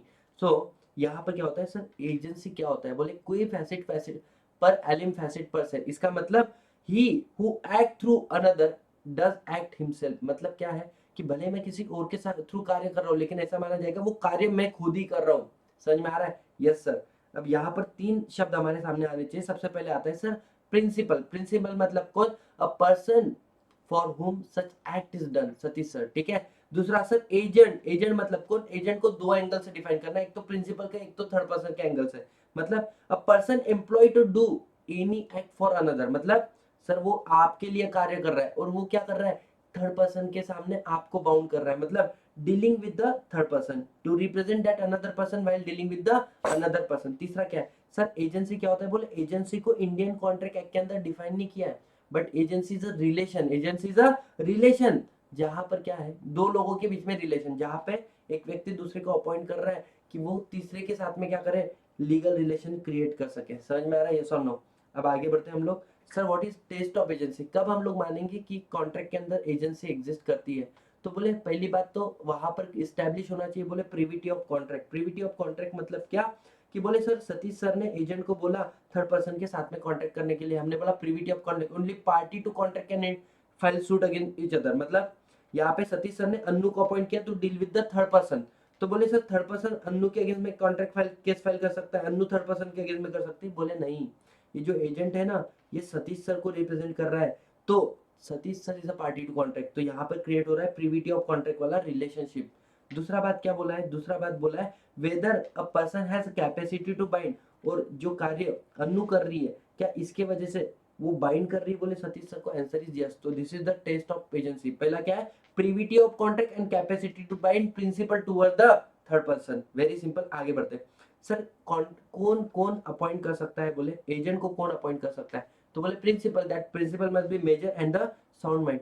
अच्छा आप किसको अपॉइंट कर सकते हो? तो बोले एनी पर्सन। एनी पर्सन का मतलब क्या सर? माइनर को भी कर सकते हो? बोले हाँ, क्या अनसाउंड माइंड को भी कर सकते हो? बोले बिल्कुल कर सकते हो, बट रूल ऑफ क्वेश्चन बोलता है कि आपने माइनर को और इनकॉम्पिटेंट पर्सन को अपॉइंट नहीं करना चाहिए। क्यों? एग्जामिनर का क्वेश्चन है बच्चों यहाँ पे, ठीक है, कि अजय ने विजय को अपॉइंट किया और वो था माइनर, और उसको बोला था मेरा गुड्स सेल मत करना, बोले 60,000 के नीचे, लेकिन बोले विजय ने सेल किया है कितने रुपए में? 40,000 में। अजय बोले अब विजय से जो लॉस हुआ ना उसको कॉम्पेंसेट करके नहीं ले सकता। क्यों? क्योंकि विजय क्या है? बोले विजय है बोले माइनर। ये आपके एग्जाम का क्वेश्चन है, आगे बढ़ते हैं, ठीक है। And his act shall bound the principal, और जो कार्य वो करता है उससे वो प्रिंसिपल को बाउंड कर देता है। तो तीन बातें, any person can be agent, लेकिन अगर प्रिंसिपल बनना है तो साउंड माइंड और मेजर होना जरूरी है, मतलब कॉम्पिटेंट टू कॉन्ट्रैक्ट होना चाहिए। माइनर अगर आप होगे तो आप अपने प्रिंसिपल को किसी भी चीज के लिए लायबल नहीं हो। And his act shall bound the principal, the most important thing. आगे बढ़ते बच्चों हम लोग, ठीक है। क्या कंसिडरेशन होना जरूरी होता है? अरे जल्दी जल्दी बताओ, क्या कंसिडरेशन होना जरूरी होता है in contract of agency? Answer is no. बराबर, आपको एजेंट बोलकर अपॉइंट किया ना, यही अपने आप में बहुत बड़ा क्या है? कंसिडरेशन है। Mode of creation of agency, तो बोले एजेंसी बोले कैसे क्रिएट हो सकती है? एक्सप्रेस कॉन्ट्रैक्ट से हो सकती है, बोले एग्रीमेंट से, या फिर इम्प्लाइड हो सकती है, नेसेसिटी, स्टॉपल एंड रेटिफिकेशन। अच्छा, एग्जाम के क्वेश्चन कहाँ से आते हैं? ये लास्ट वाले 3 पॉइंट से आते हैं, डिस्कस करेंगे सारे वाले।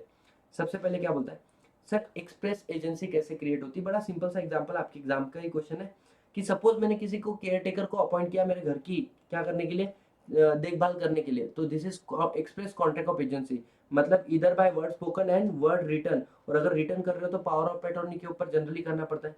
अब सतीश सर चाहते हैं कि मेरे बैंक के जितने भी ट्रांजेक्शन है ना वो मेरा एजेंट करे, तो बैंक बोलती है कि मेरे को पावर ऑफ अटॉर्नी दो कि सतीश सर ने आपको अथोराइज किया हुआ है, तो वहां पे चाहिए एक्सप्रेस एजेंसी। अब आता है इम्प्लाइड एजेंसी। इम्प्लाइड एजेंसी क्या? मेरा जो घर है वो दिल्ली में है और दिल्ली में मेरी एक स्टूडेंट रहती है, वो स्टूडेंट क्या करती है? हमेशा जाती है ट्रेनर के पास, वहां से पैसा लेती है, मुझे फॉरवर्ड कर देती है। क्या मैंने उसको अथॉरिटी दिया है? मैंने उसको अथॉरिटी नहीं दिया है, लेकिन वो पैसा भेजती है, मैं भी एक्सेप्ट कर लेता हूँ। तो this is what implied contract of agency. समझ में आ रहा है? नेक्स्ट पॉइंट आ रहा है तुम्हारा क्या, कि sir agency bye agency in the necessity. Agency in necessity में एक क्वेश्चन हमेशा एग्जाम में आते रहता है, क्या है वो? सपोजिंगली यहाँ पर मेरा एजेंट है, मेरा जो एजेंट है ना उसका काम है कि उसने गुड्स डिलीवर करना है एक स्टेट से ले जाके दूसरे स्टेट में, लेकिन बीच में क्या हो गया? बोले बीच में बोले बहुत ज्यादा आंधी आ गई, तूफान आ गया, बारिश आ गया, जो पर्वत थे ना बोले वो जमीन पे गिर गए बोले। अब ऐसे वाले केस में जो गुड्स थे वो कौन से थे? मेरे पेरिशेबल नेचर के गुड्स थे। अगर 10 दिन के लिए 12 दिन के लिए ये गाड़ी अटक गई है, बोले किधर? जंगलों में। बोले ऐसे वाले केस में बेस्ट ऑप्शन क्या रहेगा?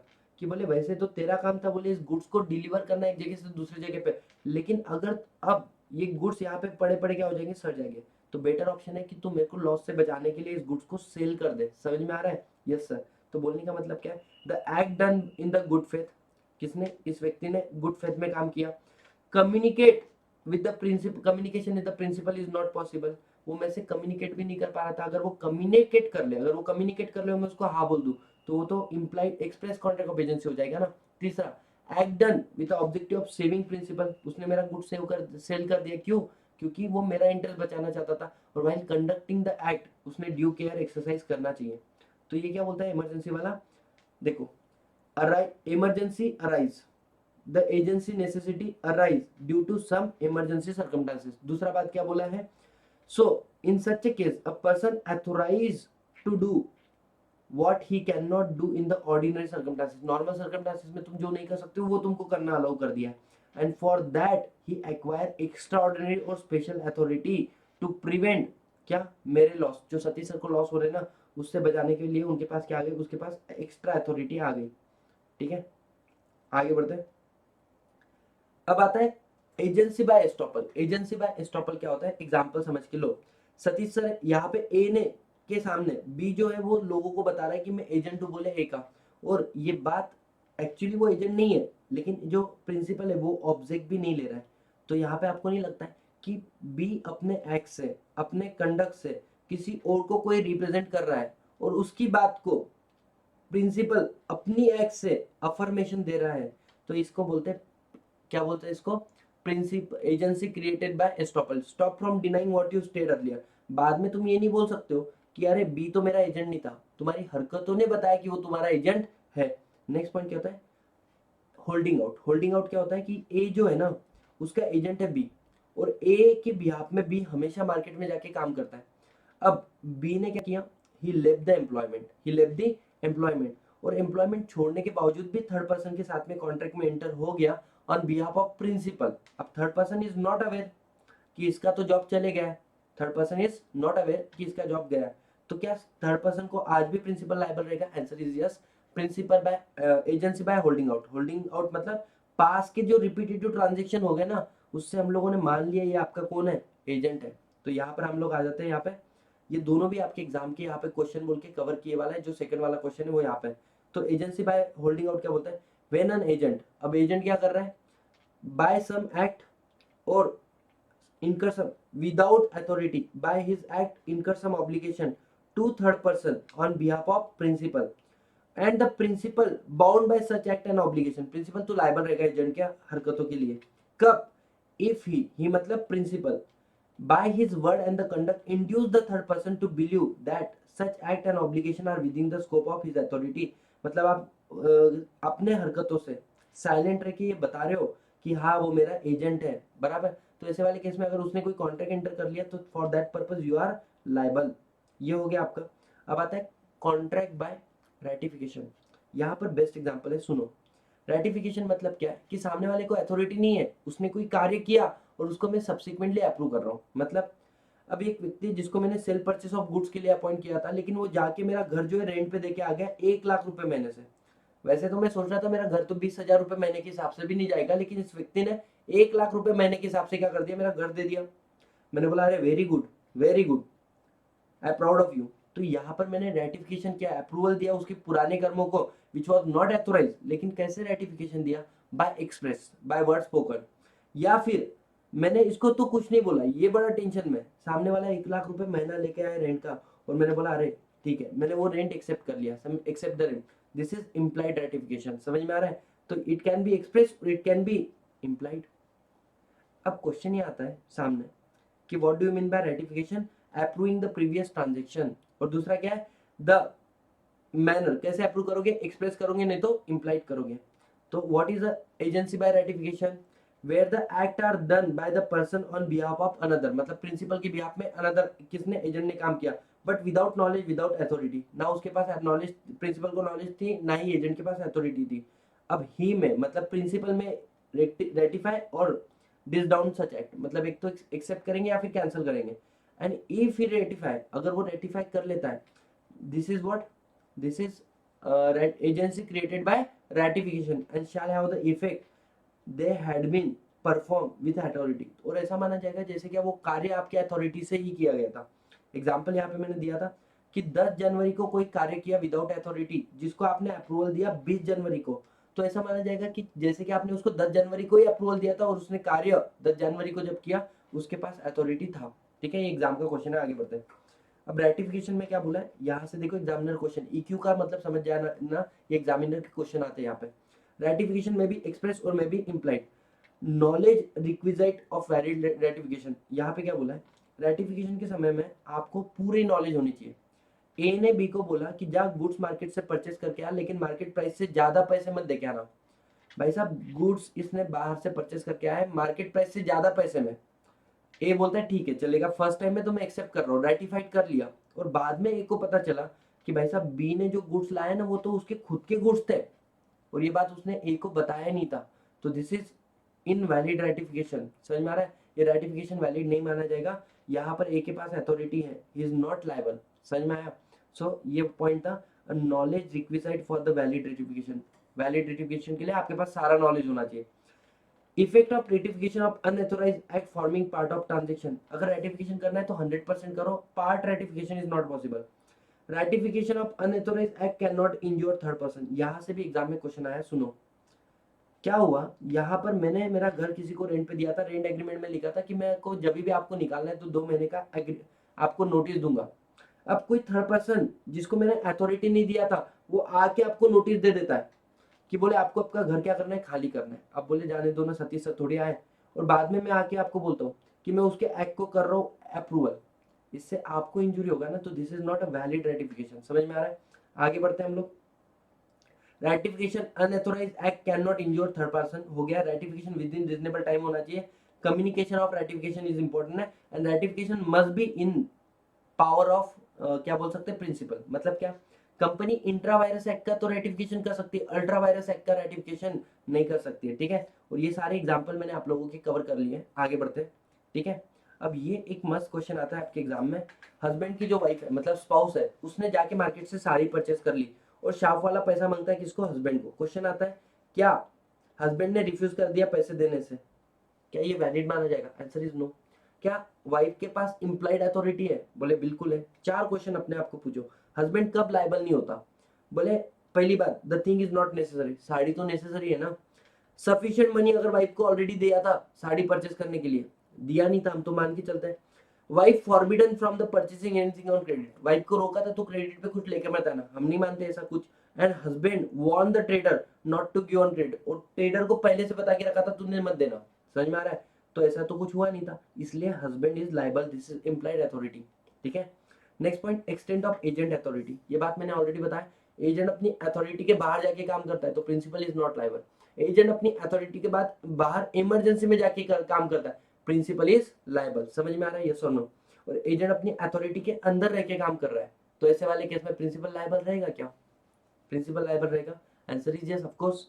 अब दो बातें, एक होता है सब एजेंट और एक होता है सब्स्टिट्यूट एजेंट। बहुत ही बच्चों को ज्यादा कंफ्यूजन होता है, इजीली समझ लेना इस बात को, बाद में बार बार नहीं बताऊंगा। क्या बोला है कि प्रिंसिपल अपना काम डेलीगेट कर सकता है, किसको? बोले एजेंट को। तो एजेंट अपना काम अगर आगे फर्दर डेलीगेट कर रहा है किसको, तो उसको बोलते हैं सब एजेंट। पहली बात तो ये समझो, जनरल प्रिंसिपल ये बोलता है कि delegate can not further delegate, अगर मैंने आपको पावर दिया है तो आप उसको फर्दर डेलीगेट नहीं कर सकते हो, करना होगा तो उसका एक प्रॉपर तरीका होता है, ठीक है। अब सर ये सब एजेंट कौन है? Sub agent is the person who is appointed by agent and he is answerable to original agent, and second he act under the control of original agent. समझ में आ रहा है? So person appointed by original agent acting under his control, उसको बोलते हैं सब agent. आगे जनरल रूल बोलता है delegate can not further delegate, delegate further delegate नहीं कर सकता अपनी पावर को इन द ऑर्डिनरी पावर, अगर उसने कर दिया तो इसको बोलते हैं अन इम्प्रॉपर अपॉइंटमेंट। तो यही बात यहाँ पे लिखा है, appointment general principal, an agent can not lawfully employ another person to act which he was expressly impliedly undertaken to perform personally. लेकिन करना होगा तो देयर आर फोर सर्कमस्टांसेस। क्या है पहला सर्कमस्टांसेस? अगर मानो प्रिंसिपल खुद ही बोलता है एजेंट को कि तू सब एजेंट अपॉइंट कर, तो वो सब एजेंट को अपॉइंट कर सकता है। या फिर एजेंट ने अपॉइंट किया सब एजेंट और सब एजेंट रिपोर्टिंग कर रहा है किसको? प्रिंसिपल को। तो प्रिंसिपल को तो पता चल गया ना सब एजेंट, बट प्रिंसिपल ने ऑब्जेक्शन नहीं लिया कि सब एजेंट क्यों अपॉइंट किया, तो ऐसे केस में इम्प्लाइड एक्सेप्टेंस माना जाएगा, ठीक है। तीसरा सिचुएशन, तुम्हारा धंधा ही ऐसा है जहाँ पे सब एजेंट अपॉइंट करना ही पड़ता है। मतलब हर्षद मेहता है बच्चों ब्रोकर, है ना। अब हर्षद मेहता थोड़ी ना सबके काम करेगा, उसके हाथ के नीचे 100 भूषण लगे हुए हैं ना, बोलो है ना। तो बोलने का मतलब क्या, ये धंधा ही ऐसा है कि जहाँ पे कस्टमरी प्रैक्टिस है हम लोग सब एजेंट अपॉइंट करते हैं, तो वहां पर अपॉइंट करोगे तो चलेगा। या फिर चौथा बात क्या होगा, आपका जो ट्रक है वो कहाँ पे फंस गया, इमरजेंसी वाले केस में। अब तुम ट्रक को छोड़ के नहीं जाते हो, और ट्रक को नहीं छोड़ के जाओगे तो गुड्स खराब हो जाएगा, तो तुमने किसी और पर्सन को ऑथोराइज कर दिया कि तू जाके इस गुड्स को सेल कर दे मार्केट के अंदर। मतलब during the emergency agent has power to appoint sub agent. समझ में आ रहा है? तो चार चीजें यहाँ पे हो गई, अनफोर्सिंग इमरजेंसी वाले केस में, या कस्टमरी प्रैक्टिस होगा ट्रेड के अंदर वो वाले केस में, या फिर प्रिंसिपल एक्सप्रेसली परमिट कर रहा है, या प्रिंसिपल इम्प्लाइडली अलाउ कर रहा है, मतलब he is aware but not raise objection. अब क्वेश्चन आता है सर क्या ही फर्क पड़ जाएगा, क्या ही फर्क पड़ जाएगा अगर हमने एजेंट सब एजेंट को प्रॉपरली अपॉइंट किया या सब एजेंट को प्रॉपरली अपॉइंट नहीं किया? बड़ा सिंपल से रखते हैं, सुनो। पहली बात, सब एजेंट को प्रॉपरली अपॉइंट किया, हाँ, तो थर्ड पर्सन के लिए लायबिलिटी किसका है? बोले प्रिंसिपल का लायबिलिटी है। अच्छा, क्या एजेंट, जो एजेंट है वो प्रिंसिपल को लायबल होता है? बोले for act of sub agent, बोले हाँ वो तो रहेगा। क्या जो एजेंट है वो प्रिंसिपल को लायबल रहेगा क्या? बोले सुनो, सुनो तीन बातें हैं। बोले ये है अपना प्रिंसिपल, ये है अपना एजेंट और ये है अपना सब एजेंट।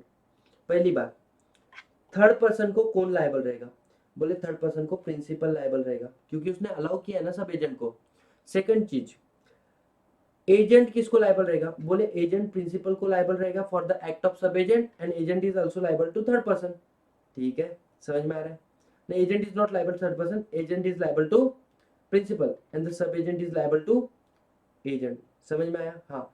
क्या बोले सब एजेंट प्रिंसिपल को लायबल रहेगा? बोले बिल्कुल लायबल नहीं रहेगा। लेकिन एक केस है, अगर सब एजेंट ने फ्रॉड किया है उसको अपॉइंट बड़े विश्वास से किया लेकिन उसने फ्रॉड किया, फिर सब एजेंट तू लायबल रहेगा किसको, प्रिंसिपल को। समझ में आया? तीन बातें। थर्ड पर्सन को कौन लायबल है, बोले खुद प्रिंसिपल, तू लायबल है। प्रिंसिपल को कौन लायबल है, एजेंट लायबल है, बराबर। लेकिन प्रिंसिपल को सब एजेंट भी लायबल होगा, कब, अगर सब एजेंट ने किया है फ्रॉड तो। और सब एजेंट किसको लायबल है, एजेंट को लायबल है, अगर ये प्रॉपर अपॉइंटमेंट हुआ तो। सेकंड पॉइंट आता है कि अगर प्रॉपर अपॉइंटमेंट नहीं है, विदाउट अथॉरिटी एजेंट ने अपने आगे सब एजेंट को अपॉइंट किया, तो बोले ओरिजिनल एजेंट तू लायबल रहेगा प्रिंसिपल डेटर को, प्लस तू ही लायबल रहेगा बाहर वाले थर्ड पर्सन को। और जो सब एजेंट है ना, वो लायबल रहेगा किसको, प्रिंसिपल को, कभी लायबल नहीं होता है। हाँ, वो लायबल रहेगा सब एजेंट को, वो आंसर ओरिजिनल एजेंट को आंसरेबल रहेगा। ये वाला बात हो चुका है, ठीक है।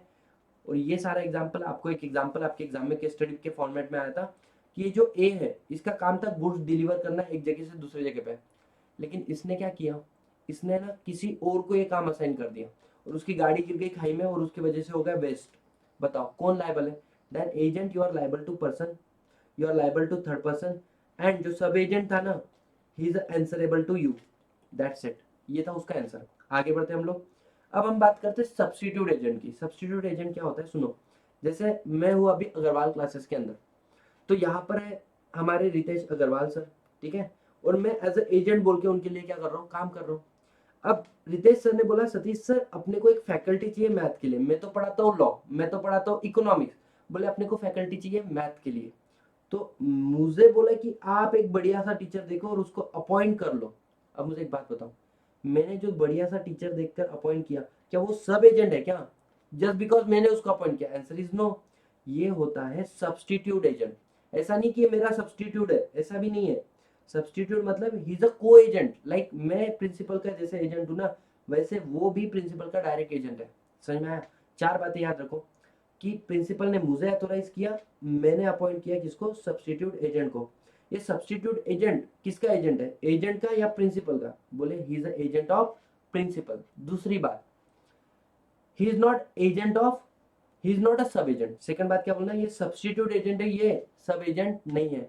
तीसरी बात, he is bound principal not agent. मतलब क्या होता है, सब एजेंट ने कोई कार्य किया, वो एजेंट को बाउंड कराता है और एजेंट बाउंड होता है प्रिंसिपल को। वैसे ही अगर सब एजेंट ने कोई कार्य किया तो एजेंट तो लायबल नहीं है, प्रिंसिपल लायबल है। मतलब मैथ वाले टीचर ने मैथ अच्छा नहीं पढ़ाया, सतीश सर आप लायबल नहीं हो, ये लायबल है, ठीक है। तीसरी बात। चौथी, एंड लायबिलिटी ऑफ प्रिंसिपल, अगर सब एजेंट से कुछ काम गलत हुआ तो लायबिलिटी किसका बनेगा, प्रिंसिपल का बनेगा। समझ में आया? बोलो है ना। एग्जाम का क्वेश्चन भी आया हुआ है यहाँ पे कि जैसे फॉर एग्जांपल अमीर ने बोला है बद्रीनाथ को कि मेरा घर सेल करना है। अब ये बोलता है सेल करने के लिए तो बोले अपने को एक अच्छा ऑक्शनर चाहिए, और इन्होंने चमन को अपॉइंट किया एज अ ऑक्शनर, बराबर। तो ये जो चमन है, this is a substitute agent, he is not a sub agent. समझ में आ रहा है? तो ये वाला बात हुआ। अब एक नेक्स्ट एग्जाम में क्वेश्चन ये भी आया था कि आप अगर अपॉइंट कर रहे हो एजेंट, अगर आप अपॉइंट कर रहे हो सब एजेंट, सब्स्टिट्यूट एजेंट को, तो आप रीजनेबल केयर लो कि वो सब्स्टिट्यूट एजेंट अच्छा होना चाहिए। इस पे एग्जाम में क्वेश्चन आया था क्या, कि जो प्रिंसिपल है इसने बोला मेरे को कोई पर्टिकुलर गुड्स चाहिए। अभी जो एजेंट है इसने एक मस्त रेपुटेड बंदे को, मतलब जो प्रॉपर व्यक्ति है ना, उसको अपॉइंट किया, लेकिन उस प्रॉपर व्यक्ति ने अपना काम अच्छे से नहीं किया और इसका लॉस हो गया किसको, प्रिंसिपल को। बताओ प्रिंसिपल के लिए कौन लायबल रहेगा, एजेंट लायबल रहेगा कि तूने अपॉइंटमेंट अच्छा नहीं किया, या खुद सब्स्टिट्यूट एजेंट? तो बोले सब्स्टिट्यूट एजेंट, ये जो एक्सवाइजेड है ना, ही इज लायबल। तो एजेंट तूने प्रॉपर केयर करना है सब्स्टिट्यूट एजेंट को लाते हुए, और उसके बाद में अगर सब्स्टिट्यूट एजेंट के एक्ट से कुछ लॉस हुआ तो सब्स्टिट्यूट एजेंट लायबल रहेगा, एजेंट लायबल नहीं रहेगा। तो यहाँ पर डिफरेंशिएशन आप लोग कर लेना। आगे बढ़ते हैं हम लोग। Termination of contract of agency. Termination of contract of agency क्या बोलता है, कॉन्ट्रैक्ट ऑफ एजेंसी कैसे रिवोक हो सकती है? तो बोले मोड ऑफ रिवोकेशन, तो बोले आप नोटिस दे दो और अपने अथॉरिटी को रिवोक कर लो, चलेगा, बिल्कुल चलेगा। या फिर आपका एजेंट बोलता है धन्य है, मेरे को आपके साथ में काम नहीं करना है, वो खुद ही रिवोक कर रहा है, रिनाउंस कर रहा है अपनी एजेंसी, या जिस काम के लिए आपने उसको अपॉइंट किया वो काम कंप्लीट हो गया, प्रिंसिपल का डेथ हो गया या फिर एजेंट का डेथ हो गया, तो काय का कॉन्ट्रैक्ट ऑफ एजेंसी? प्रिंसिपल अनसाउंडमेंट हो गया, किस बात का contract of agency? Principal insolvent हो गया। यहाँ पे ये नहीं बोला एजेंट इंसॉल्वेंट हुआ, एजेंट इंसॉल्वेंसी से फर्क नहीं पड़ता। देखो डेथ में प्रिंसिपल कवर है, एजेंट कवर है, अनसाउंडमेंट में प्रिंसिपल कवर है, एजेंट कवर है, लेकिन यहाँ पर इंसॉल्वेंसी के केस में सिर्फ प्रिंसिपल कवर है, या एक्सपायरी ऑफ समय, जो समय खत्म हो गया। अब यहाँ पे कुछ एग्जाम्पल है कि जहाँ पर कॉन्ट्रैक्ट ऑफ एजेंसी खत्म नहीं होती। कैसे? यहाँ पर देखो, प्रिंसिपल ने बोला था ए को कि तुम मेरे लिए 1000 quantity of bales of cotton purchase करना। एक्स वाई जेड से इसने bales of cotton quantity purchase किया और बाद में प्रिंसिपल बोलता है आई वांट टू रिवॉक। एक बार एजेंट ने अपनी अथॉरिटी एक्सरसाइज कर लिया, पावर, इसके बाद में आप रिवॉक नहीं कर सकते हो। समझ में आया? Can not revoke agency where the authority has been partially exercise by agent. Next point आता है, अब प्रिंसिपल ने अपॉइंट किया किसको? नोट्स बनाने के लिए एजेंट को, लेकिन प्रिंसिपल ने खुद ने अपने नोट्स बना लिए, तो अब क्या काम का एजेंट? तो यहाँ पे इसको बोलते हैं implied revocation of agency. Automatically agency खत्म हो गई क्योंकि काम ही खत्म हो गया। तो तीसरा, agency couple with the interest can not be revoke, चाहे फिर प्रिंसिपल का डेथ क्यों ना हो जाए। मतलब सुनो, यहाँ पे एजेंट, प्रिंसिपल ने अपॉइंट किया एजेंट को कि तू गुड सेल करना, दिस इज एजेंसी कॉन्ट्रैक्ट, लेकिन उससे जो पैसा आएगा ना उसमें से तू अपना कमीशन रख लेना, this is agency couple with the interest.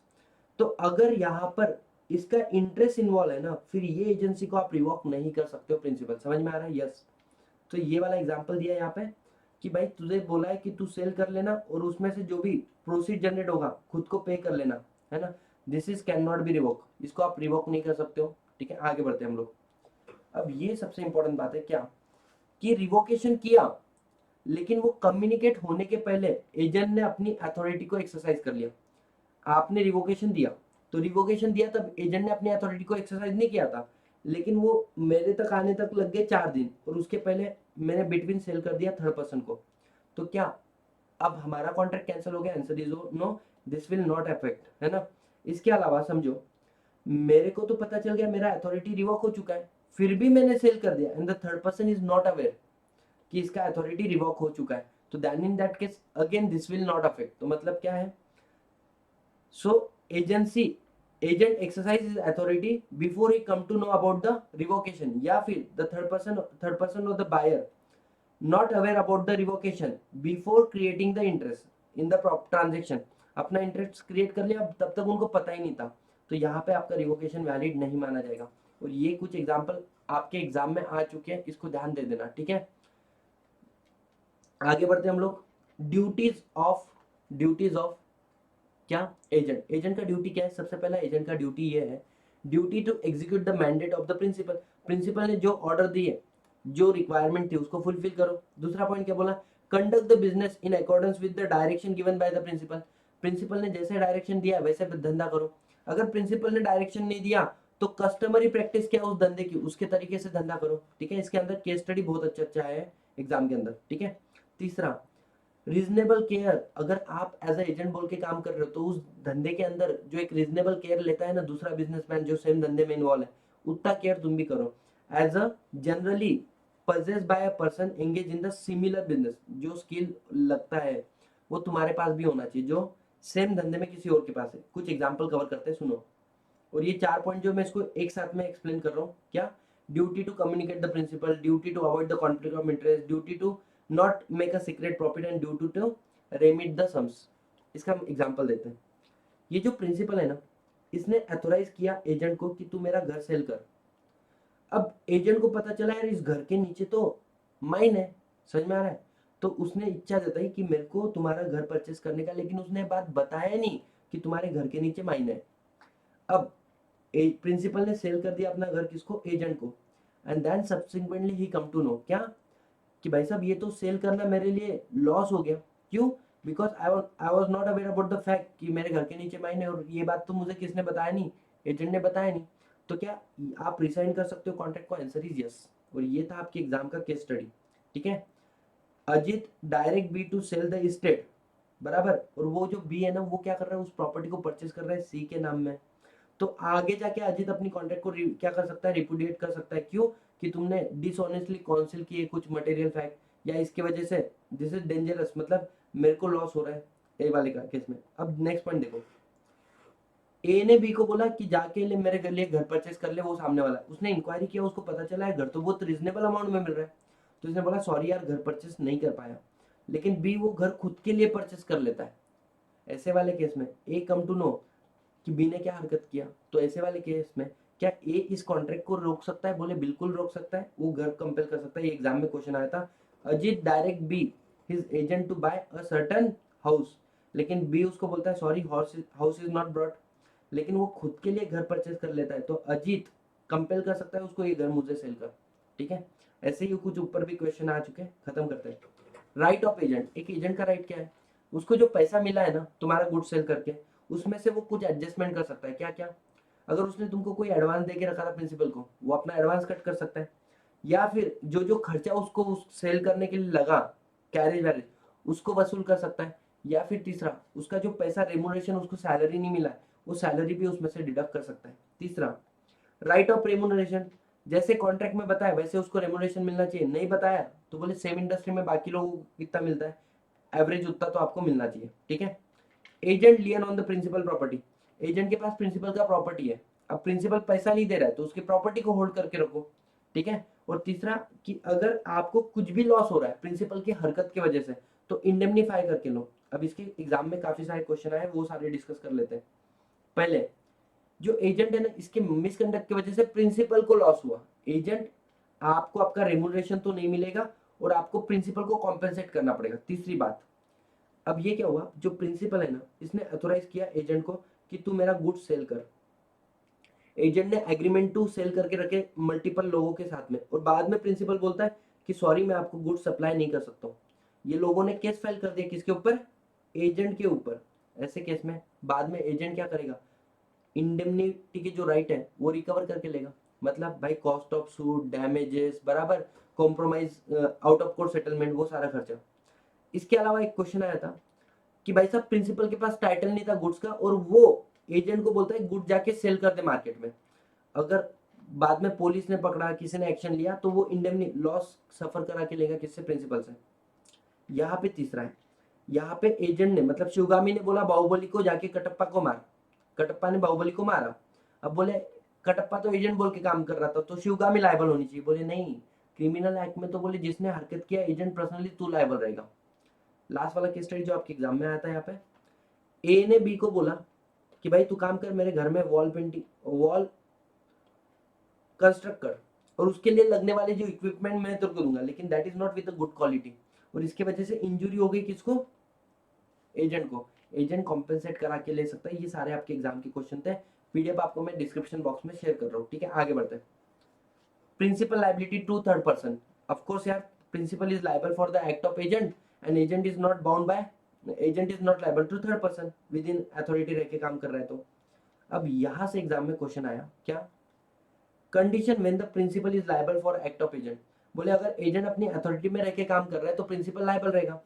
Agent अपनी अथॉरिटी को एक्सेप्ट कर रहा है और उसका काम सेपरेबल है या उसका काम सेपरेबल नहीं है। एग्जाम्पल देखो, ये एग्जाम का क्वेश्चन है ना, सतीश सर के ने लिया आईपैड और पेंसिल, और मैंने बोला आईपैड का इंश्योरेंस निकाल के ला 10,000 का, हमारा एजेंट गया 10,000 का आईपैड का इंश्योरेंस निकाला, 2,000 का पेंसिल का इंश्योरेंस निकाला, ये वाली पेंसिल का। तो क्वेश्चन ये आता है, क्या मैं 10,000 के लिए लायबल हूँ? बोले हाँ। 2,000 वाली पेंसिल के लिए प्रिंसिपल तू लायबल नहीं है, लेकिन वो जाता है और वो एक ही इंश्योरेंस में दोनों कवर कर लेता है, 12,000 में पेन पेंसिल दोनों कवर किया, मैं लायबल ही नहीं हूँ क्योंकि the act is not separable. समझ में आ रहा है? यस और नो? और ऐसे ही आपके एग्जाम में क्वेश्चन आया था क्या, कि जो अन्नू है, she is the owner of ship as well as cargo, उसने एजेंट को बोला शिप का इंश्योरेंस निकाल, एजेंट जाके शिप और कार्गो का दोनों का इंश्योरेंस निकाला, तो बोले अन्नू लायबल रहेगी किसके लिए? शिप के इंश्योरेंस के लिए, कार्गो के इंश्योरेंस के लिए लायबल नहीं रहेगी। नेक्स्ट पॉइंट क्या बोला है कि एजेंट को अगर तुमने पैसा दे दिया तो ऐसा माना जाएगा जैसे कि तुमने प्रिंसिपल को दे दिया और थर्ड पर्सन अपनी लाइबिलिटी से फ्री हो गया। बोले हाँ। अब देखो यहाँ पे एक नया पॉइंट है और बहुत यूनिक पॉइंट है, एग्जामिनर का फेवरेट पॉइंट है। थर्ड पर्सन ने अगर कोई भी बात एजेंट को बताई तो ऐसा माना जाएगा वो बात जैसे कि प्रिंसिपल को बता दी है, क्योंकि प्रिंसिपल के बिहाफ में एजेंट काम कर रहा है ना।